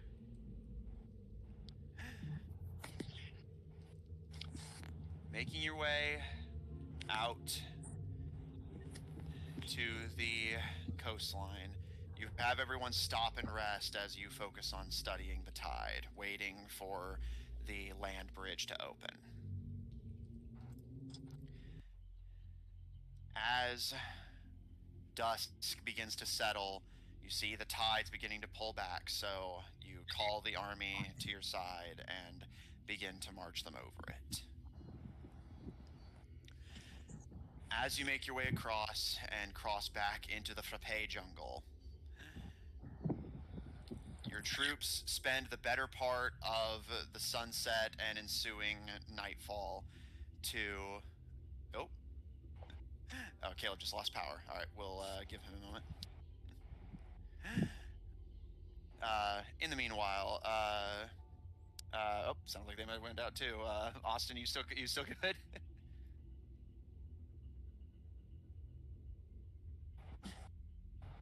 Hello. Hello. Hello. Okay. I'm having connection issues. I'm so sorry. Oh, no worries. I just fucking Hunter's power went out, so I was making sure. Okay.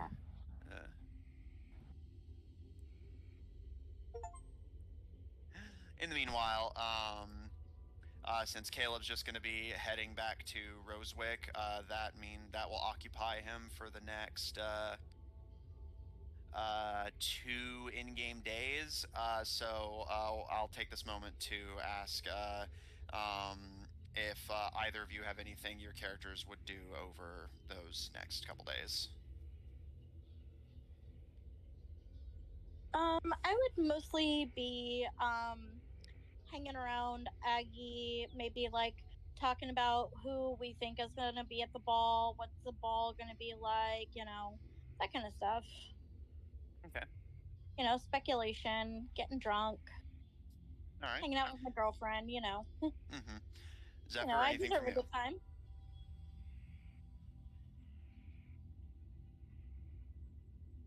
Um,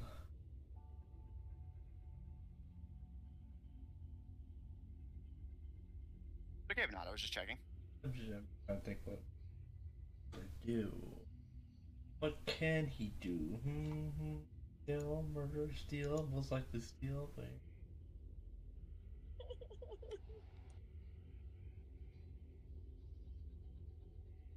It's not what you can do, it's what you want to do. That's What? the question. What can I steal? alright. Have I identified all the items I have, like all potions? I believe you should have. Do you have any notes of odd item you haven't identified yet? Yes, you can obviously take the time to do that over these days. Obviously you would know better than me what items you took that you haven't identified yet. And if I didn't write them down, then They're in the ether. I had one of them was a potion invisibility. One was just a potion.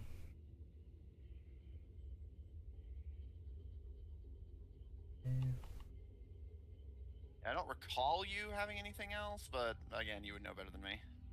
any barber's weapon. If I like, I stole the mace. Or was it a mace on the back? Yeah, it was a it's a slightly modified one, but yes, basically a mace. Yeah, you took everything off of him, you took everything off of the wolfhound, and I believe those you've already identified. I'm good.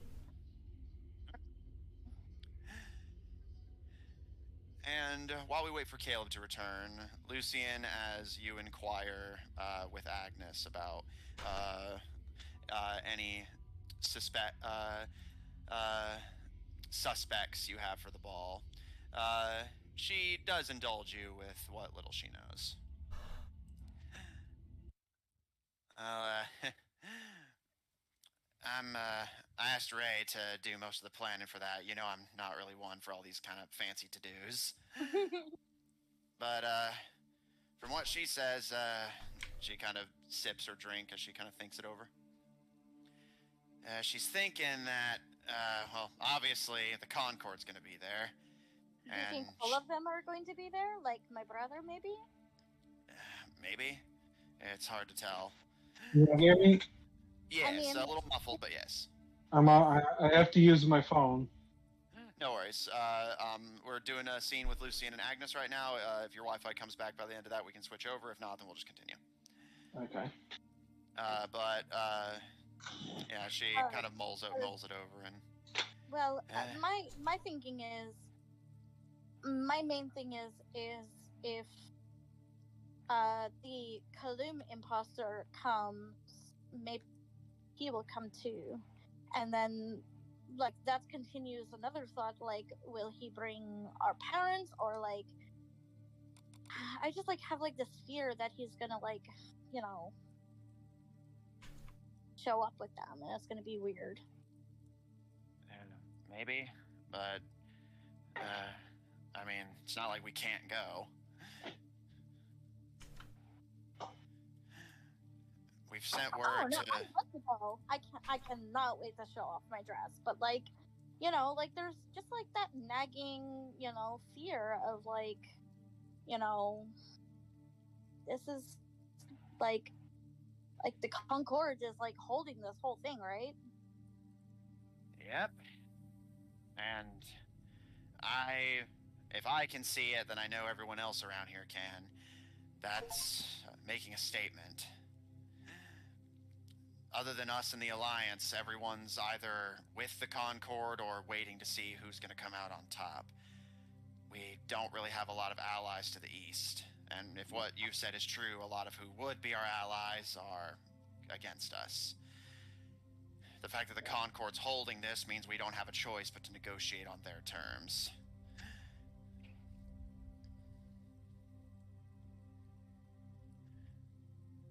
That's not good.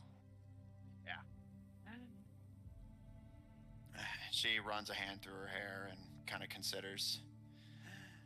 I'm not really sure what they're up to either. It was supposed to be Ergos that held the ball this year. Given you guys caused some trouble, maybe she decided to opt out. Well, isn't she and Wyborn kind of buddy anyway? Yeah, I don't know. Probably. They're in the Concord together. That's about the extent of what I know. You would know better than me. But I think that they were like lovers or something. I'll do a history check if you want me to, but like I'm Roll pretty history. sure. Yeah, I'm pretty sure they were like super buddy. Let's see. History. Lucian has a plus something. Hang on. D&D Beyond. Come on. Sorry, I think the cold is like affecting everybody's fucking Wi-Fi. Oh yeah, everything's not holding out super well. Yeah, Well, that happens when it gets cold. I'm wired in, but I'm fine. I can roll on your behalf if need be. Yeah, you can go ahead and roll. Alright. Plus that.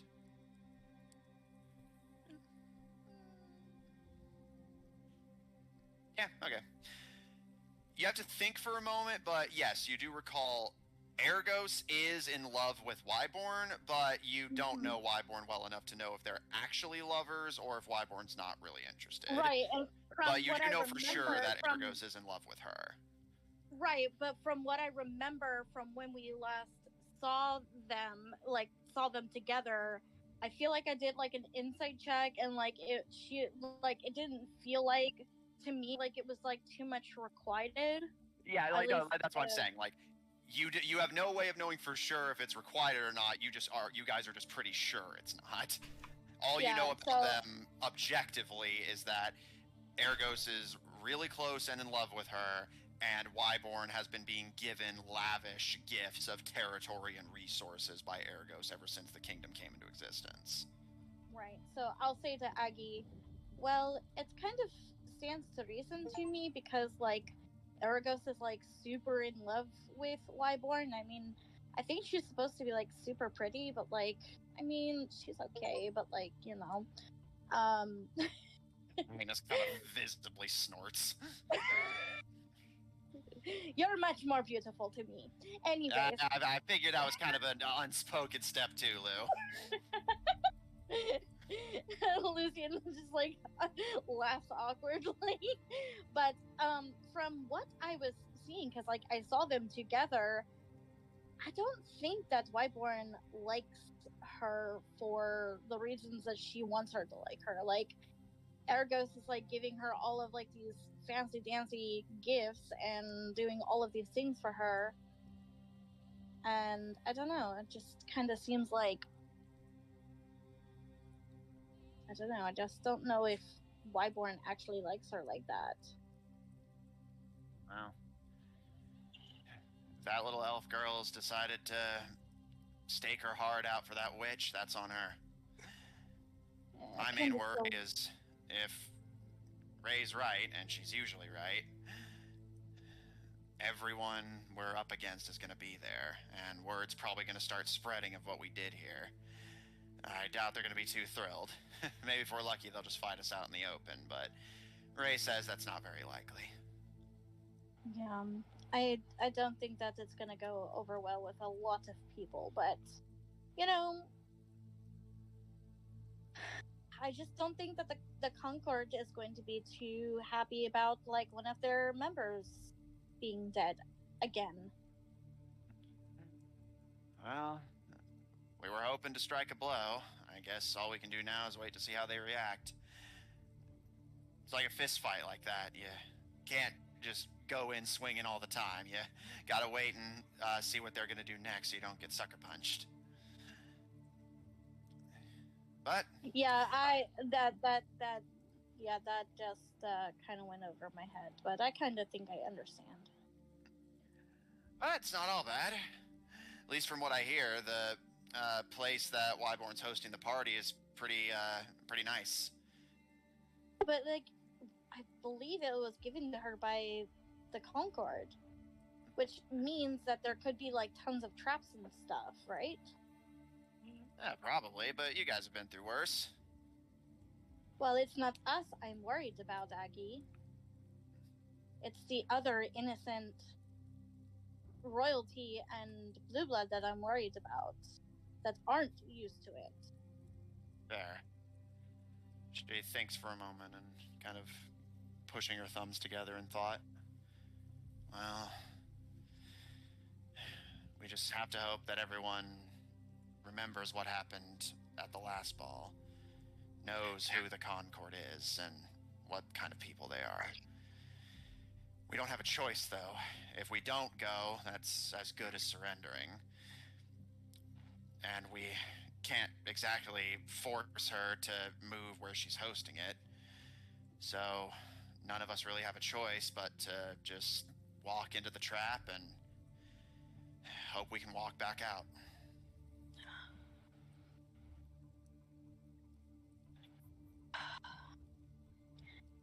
My main concern, like I said, is the other royalty and people who are not used to this. And I think that is exactly what the Concord is probably relying on, is that fear factor. When people are afraid, they kind of do stupid things, I know, but like I said, what other choice do they have? yeah. If they don't go, they'll have no idea what's happening. At least if you go, you know for sure. What if we all just didn't go and they all just the Concord, we all stand them up, nobody goes. That's a cute thought, Lou, but that's not how things work. If we can't just boycott it. Well, all Lou, of us you got to consider if everybody doesn't go, that means everyone's basically declaring war on her. Ray's had to explain some of this to me, but she says that apparently going to these kind of things is really important. Just you being there or not being there sends a message. And if those people were willing to declare war on the Concord, they would have joined us. Yeah. That is true. It was just an idea. I know it's not possible at all, but a girl can hope. Yeah, girl can help. Well, no matter what, at least we all are in this together. Yeah. I doubt there's anything they can throw at us that we can't handle. I don't know. The last ball was pretty intense, and we did get captured. Yeah, but you weren't ready then. You didn't know what was happening. Now you do. And well, we kind of still don't know what's happening, to be fair, but at the same time, we know that we're kind of walking into a trap, so it's we know but we don't know. Lou, remember that little talk we had about how you tend to make everything really negative? Sorry, was I doing that again? Yeah. I'm so sorry. I'm sorry. We're in this together, and we'll handle whatever they throw at us, and that's the end of it. Okay? Yeah, and we'll kick their ass. That's my girl. She kind of claps you on the back, nearly toppling you over. It knocks the wind out of me. Lucian just gasping for air. Oh my god. Caleb, are you back with us? Yes. Okie dokie. Then Also, we damn it! I just remembered something Caleb was gonna mention, but he could deal with it later. Okay.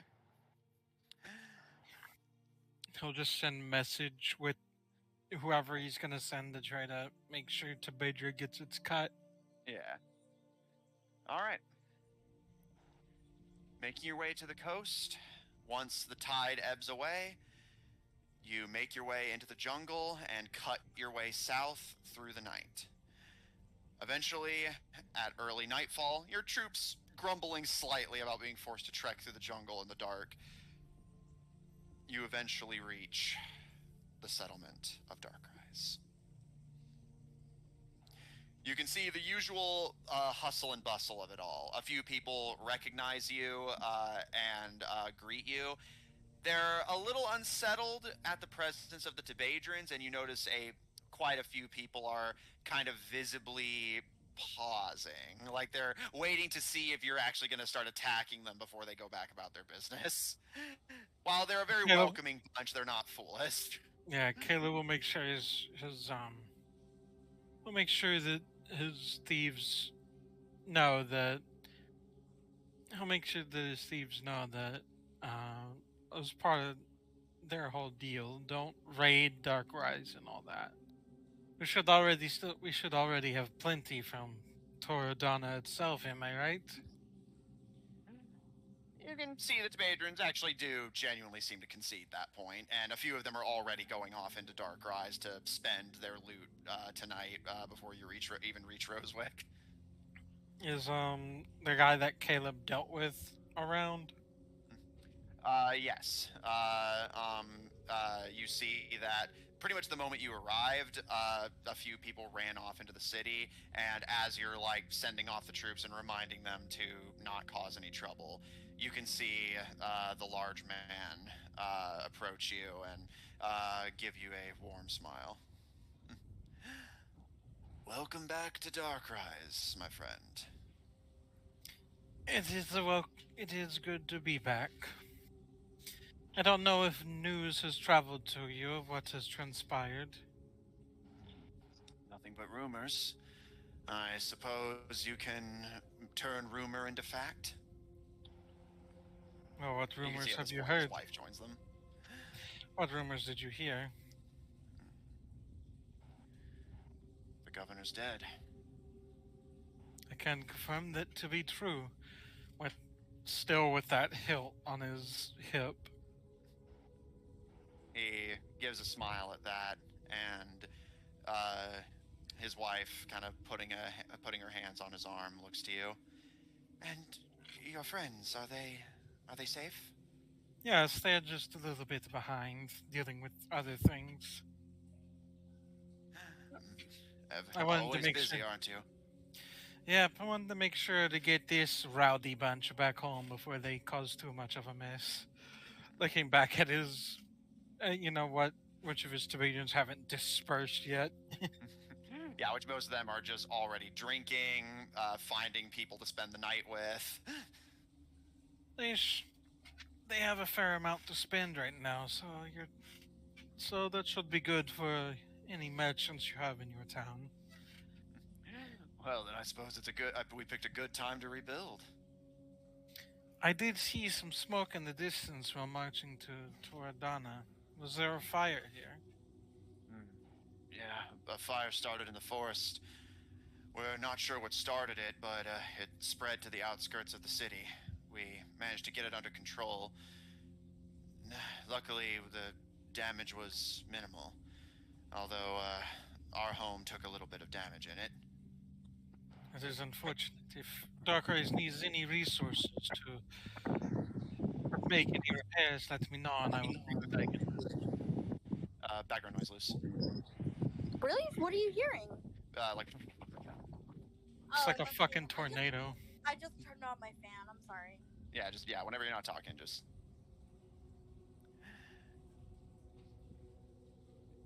But yeah, he gives you a smile and a grateful nod. Any aid would be welcome, my friend. I suppose you're just making a stop here before you return home? Yes, we already made a stop at Bullhammer and got them to agree to terms. How is Sierra? Yeah, she didn't seem very pleased with. She didn't seem very pleased to have to be making deals with me, but I hope I can change her mind. Wait, why was she having to make deals with you? Well, with the governor gone, it was quite frank. With the governor gone, it is only natural that those who defeated him in his land get to claim certain parts of it. You can see both of their expressions instantly drop. The man looks calm, like fairly well put together, but you can see the woman looks angry. I assure you, the deal that they have will be. I assured them that our deal will hopefully be a lot more agreeable than Barbaros's deal. They will not be forced to fight any battles they do not wish, and they will not have everything they make in trade taken by Barbaros. They will have some of it. I will take only a small piece as is necessary to ensure everyone can be safe. She scowls. Otherwise, just like the deal I made with you, we will not interfere in their everyday matters. That is for them to deal with. They will be free to do so as long as they provide the small piece I take. That is all I ask of any of the cities that are with us. And in exchange, they don't have to deal with thieves raiding their surroundings and whatever trade they try to send out. At least not ones affiliated with me. So you threaten us, so we'll bow to you. I have not threatened you anything. We already have a deal in place. Remember?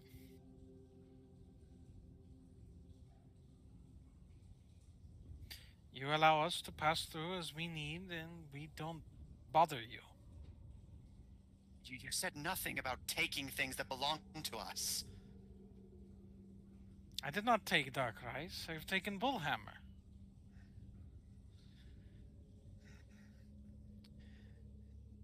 She looks at her husband, who just rubs her shoulder and stares at you with a completely unreadable expression. Very well. You may take shelter here for the night. In the morning, you will leave. You get the impression that's not a request. I mean, I have upheld the deal I made. I have left Darkrise alone, have I not? You can see his wife goes to yell at you, but her husband holds her back and says in a calm tone, Sierra is a friend to the family. It just pains us to see her forced into this situation. Well, if it was not me, it would have been someone else at this point. I hope that I can offer a deal that... I suspect most of her issues she is not convinced of my sincerity. I hold my deals. I will never ask for more than what I am... I will never ask for more than my small piece. And it will benefit everyone. I will not interfere in their affairs, and I hope that eventually over time she will see that I am sincere in that. Sure she will.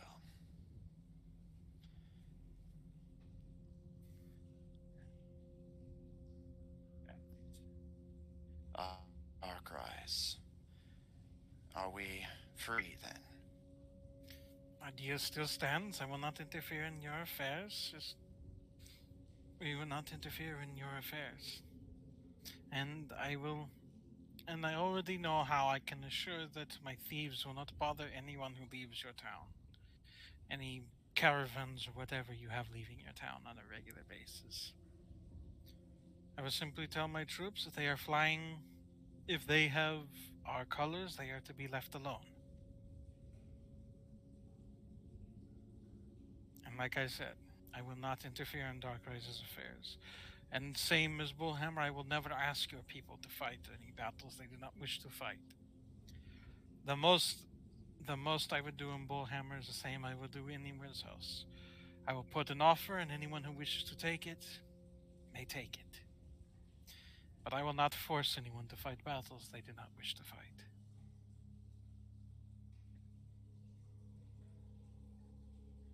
She looks to him.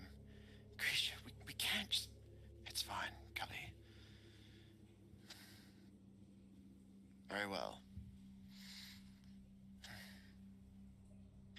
If Darkrise is to be left in peace, then the territories to our north are yours.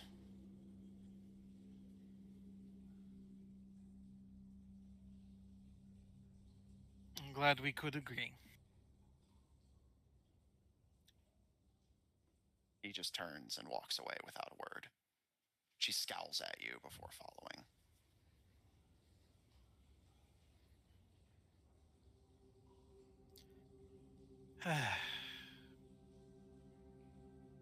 Everything's going according to plan.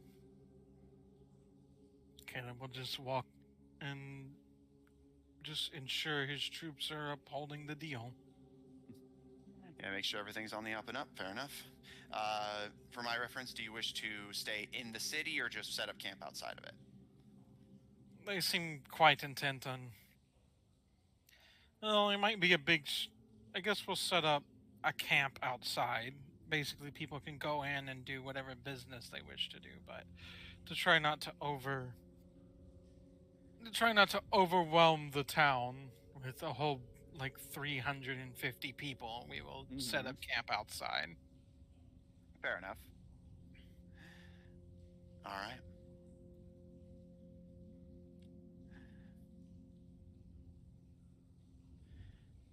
You set up camp, and your troops seem to have gotten something of a morale boost from finally having the chance to spend the swag they've built up. And you settle in for rest, confident that all is going according to your plan.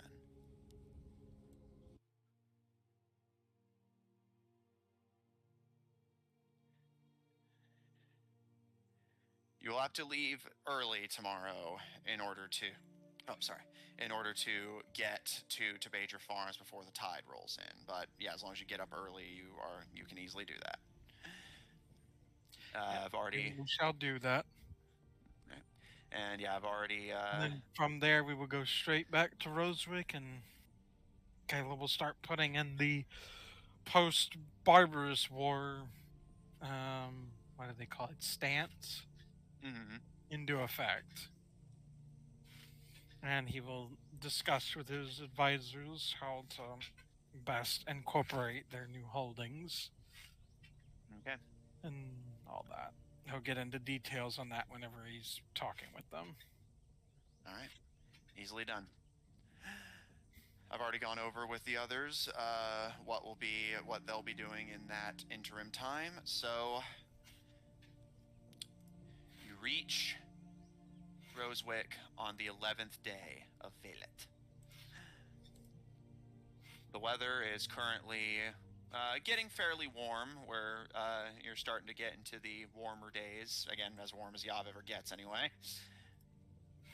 And as you arrive in Rosewick, obviously, given that a fairly sizable chunk of the people there went with you, there's obviously not much of a party when you get back. Not really enough people for that.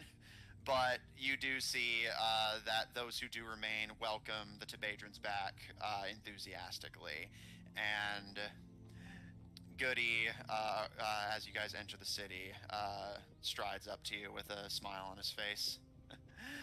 Well, seems like we're gonna have a good old time. I suppose, can I give troops permission to take their leave, sir? Yes, you may. We will get into details about who will be keeping on pay, but we'll go ahead and let everyone take their leave for now. Yes, Your Majesty. I will have to get on assuring that everyone who left gets the agreed upon rate. I believe I think I promised them what, 5 silvers per day that they were away. I reckon it was something to that effect. And I'm probably going to make sure that even those who are no longer with us, the pay they were promised will be given to family or someone close to them. He gives a nod and a casual but respectful salute. And I'll get right to passing word on. I'm looking forward to having a nice drink after all that. You may take your leave, General. He salutes and strides off into Rosewick. Everyone disperses, leaving you to your own devices, as word begins to spread that, at least for now, the military has been given their leave, and to their delight, even more pay is being negotiated. What do you wish to do now that you have returned home? Well, I guess first, real quick, was there anyone waiting on Caleb's return? Not that you immediately see. Very well. And his father's still with him? Yeah, I assume you took the, Tabadra-Tabadrans with you. Yeah. Caleb will say to his father, "So, do you want to see the castle that I own now?" He gives a slight smile, although it doesn't really reach his eyes. Sure. Might as well see if they left anything valuable behind. Caleb will head into the castle. So, what affairs do you wish to conduct now that you've returned? Well, Caleb will put out word that later today he wants to have a meeting with his advisors to discuss how things are going to work going forward. Okay. And he'll make sure he gets his father situated with a nice, one of the nicer rooms and all that. Mm-hmm. And he'll ask one of the guards if they can find one Dimitri and ask him to meet Caleb. And I think there's like a courtyard in the castle, right? Not in the castle, but yeah, there's a garden outside of it and a courtyard of sorts outside of that. Remember, this was more meant to be a fortress, so it's not exactly extravagant, but I thought there was like a courtyard that was like enclosed and stuff. No, there is a garden, but the courtyard is more just the square immediately outside the castle. Oh, isn't the garden kind of enclosed? Yeah, the garden's enclosed. Okay, he'll ask that if they can find him, tell him to meet him that he can meet him in the garden. Okay. I was confusing the garden with like a courtyard. No, yeah, it's understandable. That's why I was just clarifying. Okay.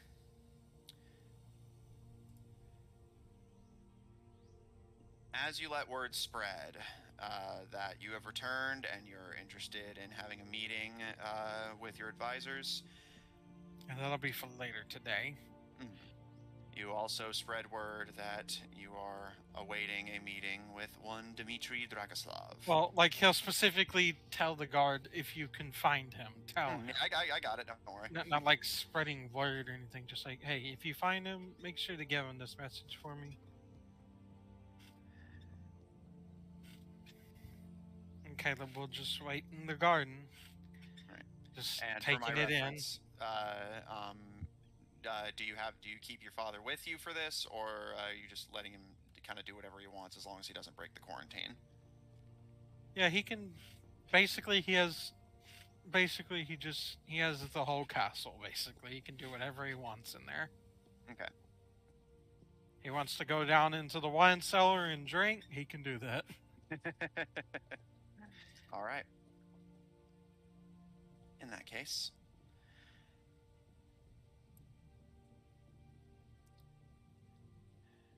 you're not left waiting for long.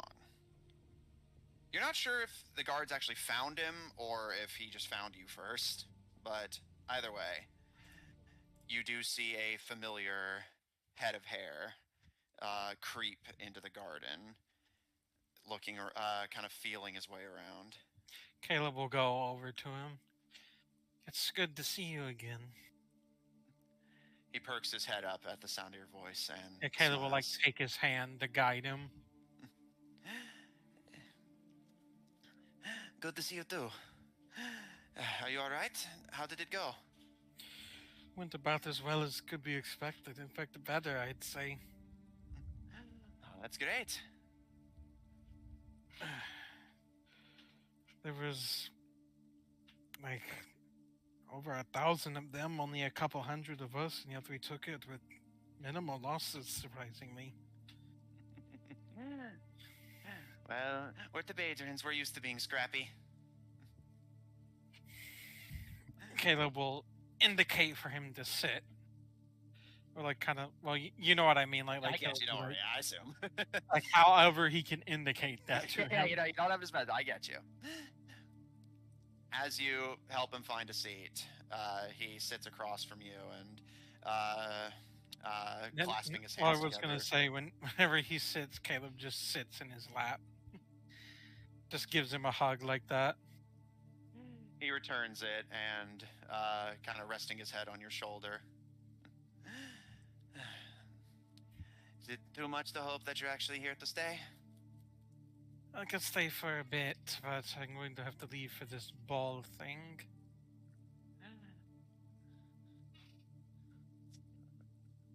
He gives a slow nod. Apparently, it's really important for diplomacy and all that.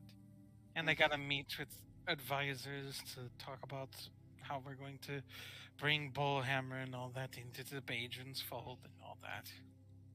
Oh, you took Bullhammer. Well, once we killed Barbarous, they decided it was best not to fight. Well, I bet everyone was happy about that. I might have to check it out sometime. I've heard that throne's amazing. What's even better is going to be the access it provides us. We should be able to access a larger part of Yav now with our raids. That's exciting.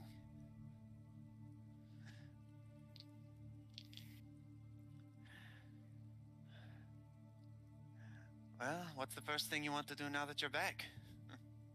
The moment I got word, I figured you'd be around here somewhere. I'm going to take my time mostly. I'm feeling I'm going to be spending a lot of time doing administrative stuff. He kind of sticks his tongue out a little bit at that, but and just kind of pouts. You being the king is so boring. Yeah, it is boring at times, but it's even when it's boring, it's at least rewarding. Knowing that I'm doing something, making lasting impacts. Speaking of, how's your dad? Caleb will fill him in on the situation. That's another thing I'm going to have to do. I need to question the two we found with him to make sure none of them are somehow triggering all of this. He kind of frowns a little bit. To your surprise, he doesn't react with that much shock. Granted, him and your father never really got along, so you imagine it's more of one of those internal things of like, you know what, that scans. I don't know what exactly they did to him, but somehow it's almost like there's just two different people in there. He kind of furrows his sleeve in thought. I don't know. I know Jerry knows a little bit about things like this. He's good at all this brain stuff. I can ask him, but I don't know how helpful that's going to be. This is big grown-up stuff. Yeah, unfortunately, being king means I'm going to have to deal with a lot of that.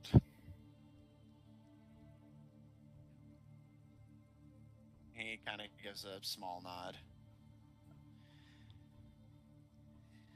Well, it's nice to see you. He gives that one of those small little smirks. Another thing is, it really felt like when I was out there with just him, it's really hard for me to think about things because he influences my thinking.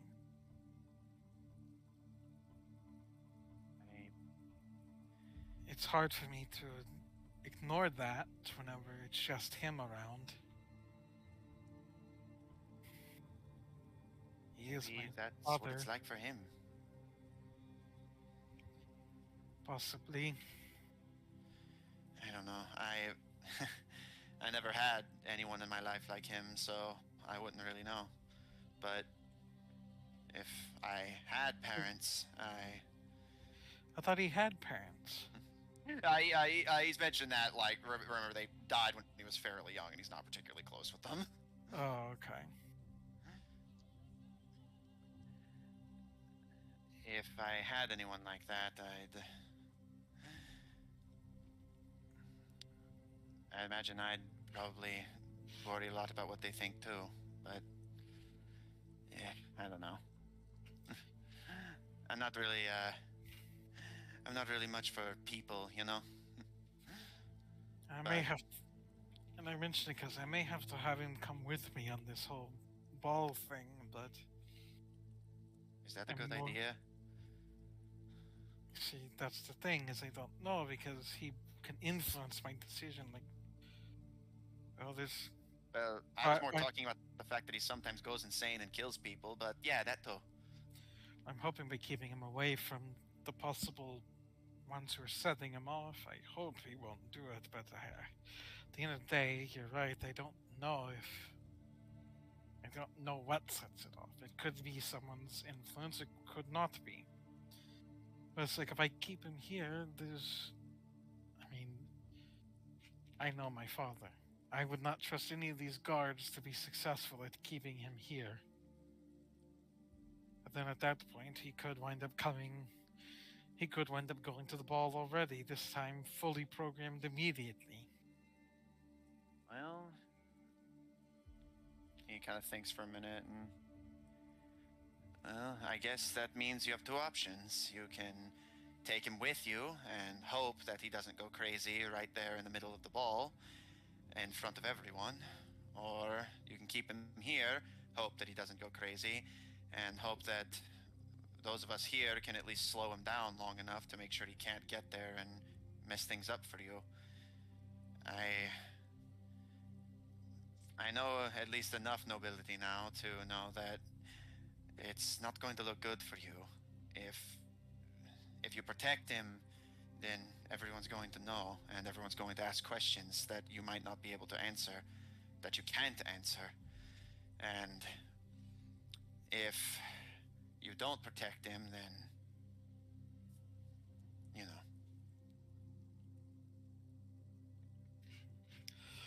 Well, when I was originally planning on taking him, I was going to say that he can influence me like almost like no one else. There's probably only one person in the world who could influence me like he influences me. Caleb just looks right at Dimitri. If you can't tell, I'm looking at you. Oh, yeah, you can see he was just kind of blinking, like, kind of obliviously. You and him are probably the two who could literally influence me to do anything. He smirks a little bit at that and kind of raises a hand playfully. Hail to the king. So my original plan was I was going to take him with me, and well, I was going to ask if you would come with me. Two of you might at least be able to counteract each other, seeing how you tend to disagree more than you agree. I mean, I can try, but I'm not really, I'm not noble, I'm not fancy. But you may not have any of those things, but I think that can be a good thing. You tend to see things a lot more clearly than others, I found. Just, I know how important this is for you, and it's... This is definitely important discussions that have to be had, and I mean, all this, being the king, and, you need people to take you seriously if you're going to be the king. Do you really think they're going to take you seriously if you take a commoner to the ball? I mean, I doubt they'd be exactly surprised. They don't consider Tiberians to be the most noblest of actors anyways. He kind of gives you a sort of like, fair, sort of head tilt. But the other thing is that there may be things I have to do, not just to help Tibedra now, but I have to consider how I'm going to be helping Tibedra after this war with the Concord as well. So... Anyone ever tell you that you think too far ahead? That is the nature of it. If I focus too much on this war and then get to the end of it, what am I going to do then? If I have no plans already for after? Well, you'll do what the rest of us are doing. Rebuild.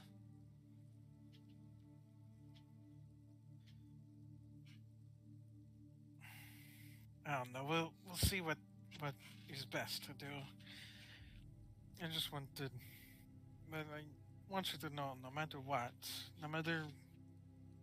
what deals I have to make, I hope you will understand that nothing I do will affect how I feel about Tabedra or you or anyone. I mean, there's some chips I have that I wouldn't play in this. I knew it would help Tabedra not just in this war, but going forward, and I don't know how people may feel about them, but I want you to know it doesn't affect anything about how I feel. I do what I must, even if it is not always what I would 100% want, unfortunately. Though, admittedly, I do prefer to do things in ways I want to do, just so you know. Because I know you're already going to say that. He kind of gives you this odd look as you talk, where the more you talk, the more his smile kind of slowly drops to look a little more forced. You see a look in his eyes that's you initially struggle to find a word for before you realize it's something close to him feeling sorry for you. What are you feeling sorry about? I don't know, I guess it just hit me. I remember how much you loved your papa's stories about noble thief kings and all the pirates out on the sea and thieves with honor and just, I don't know. You've only been king for, a couple weeks, maybe a month,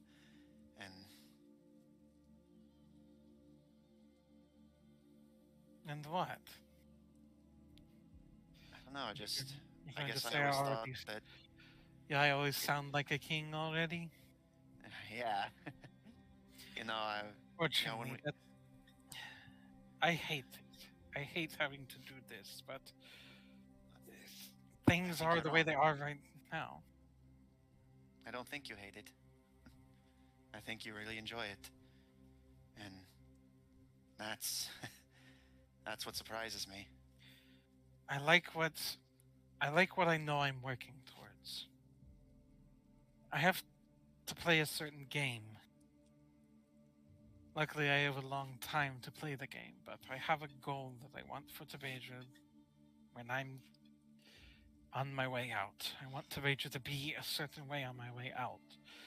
But to do that, I not only need to I have to work towards that and build it. I also have to win this war no matter what cost, with Tabeja still existing at the end. I don't know if I ever told you how I want to leave Tabeja. You did.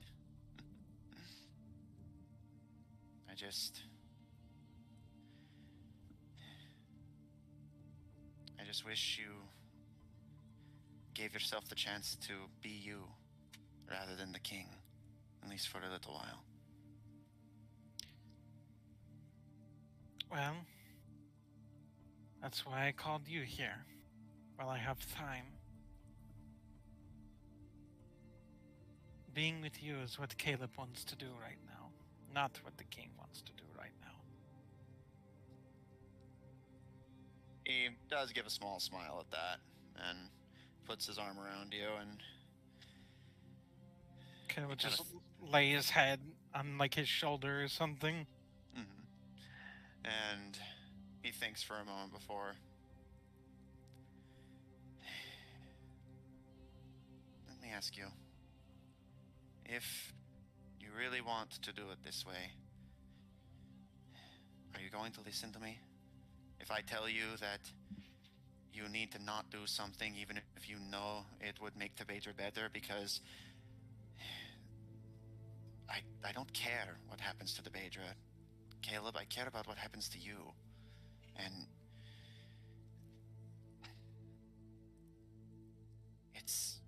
I can already see how it's destroying you. I didn't see what you did out there, but you don't conquer a city without breaking a few eggs. And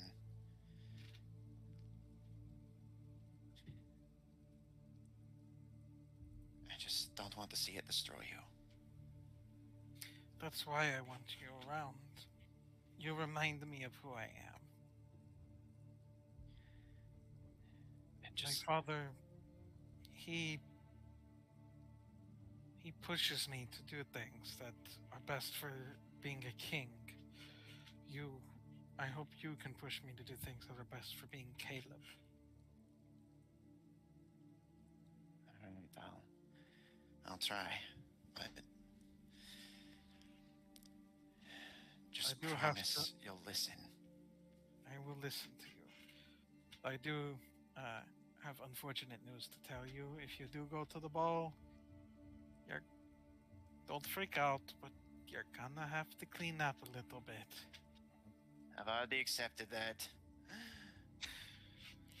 I'm sorry, I know you don't like doing that.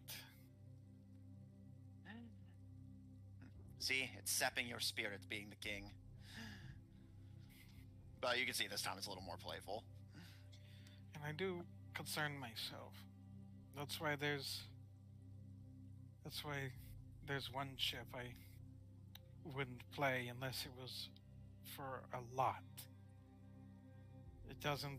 That's the one ship that involves myself. I would not use that in bargaining unless I absolutely had to. I just wish you didn't have to keep adding on the "unless you had to" part. You know, I hope there's something in there that is just you won't do it, period. There are some things. Good. There are Let's some hope we things can I really add to that do. list a little bit. Because I know your dad. I know that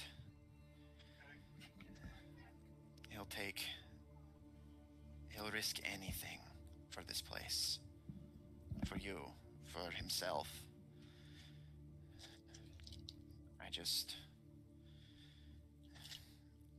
You have a chance to not be like that. I want to make sure that you become the king that the boy I fell in love with would have been proud of.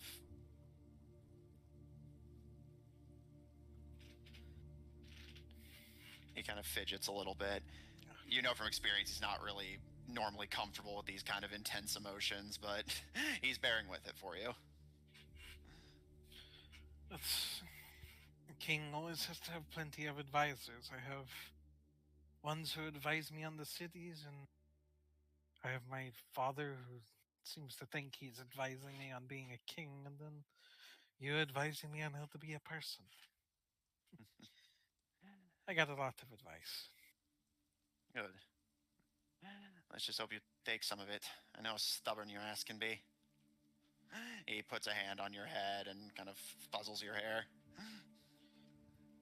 The big talking point is going to be trying to talk with the Tsar, trying to ensure that the conflicts that exist between us can be finally resolved, which would benefit all of us if I could manage that. Not just in this war, but even after. If we don't have to ever worry about them coming for us again. Caleb, hun, Yes? is it okay if we just hang out? You're right. That could be saved for later. Good. I think it's time I just be Caleb for a little bit. Well, then, what do you say, Caleb and Dimitri head back to the clubhouse and you catch us up on the fun parts of your story? I think I can manage. And Caleb will then kiss him. Which he returns. And as the two of you kiss in the garden, happily reunited for now, and at the very least, a glimmer of hope that Caleb's soul may not be completely lost to the void of the Imperium. That is where we're going to end tonight's session. Yeah.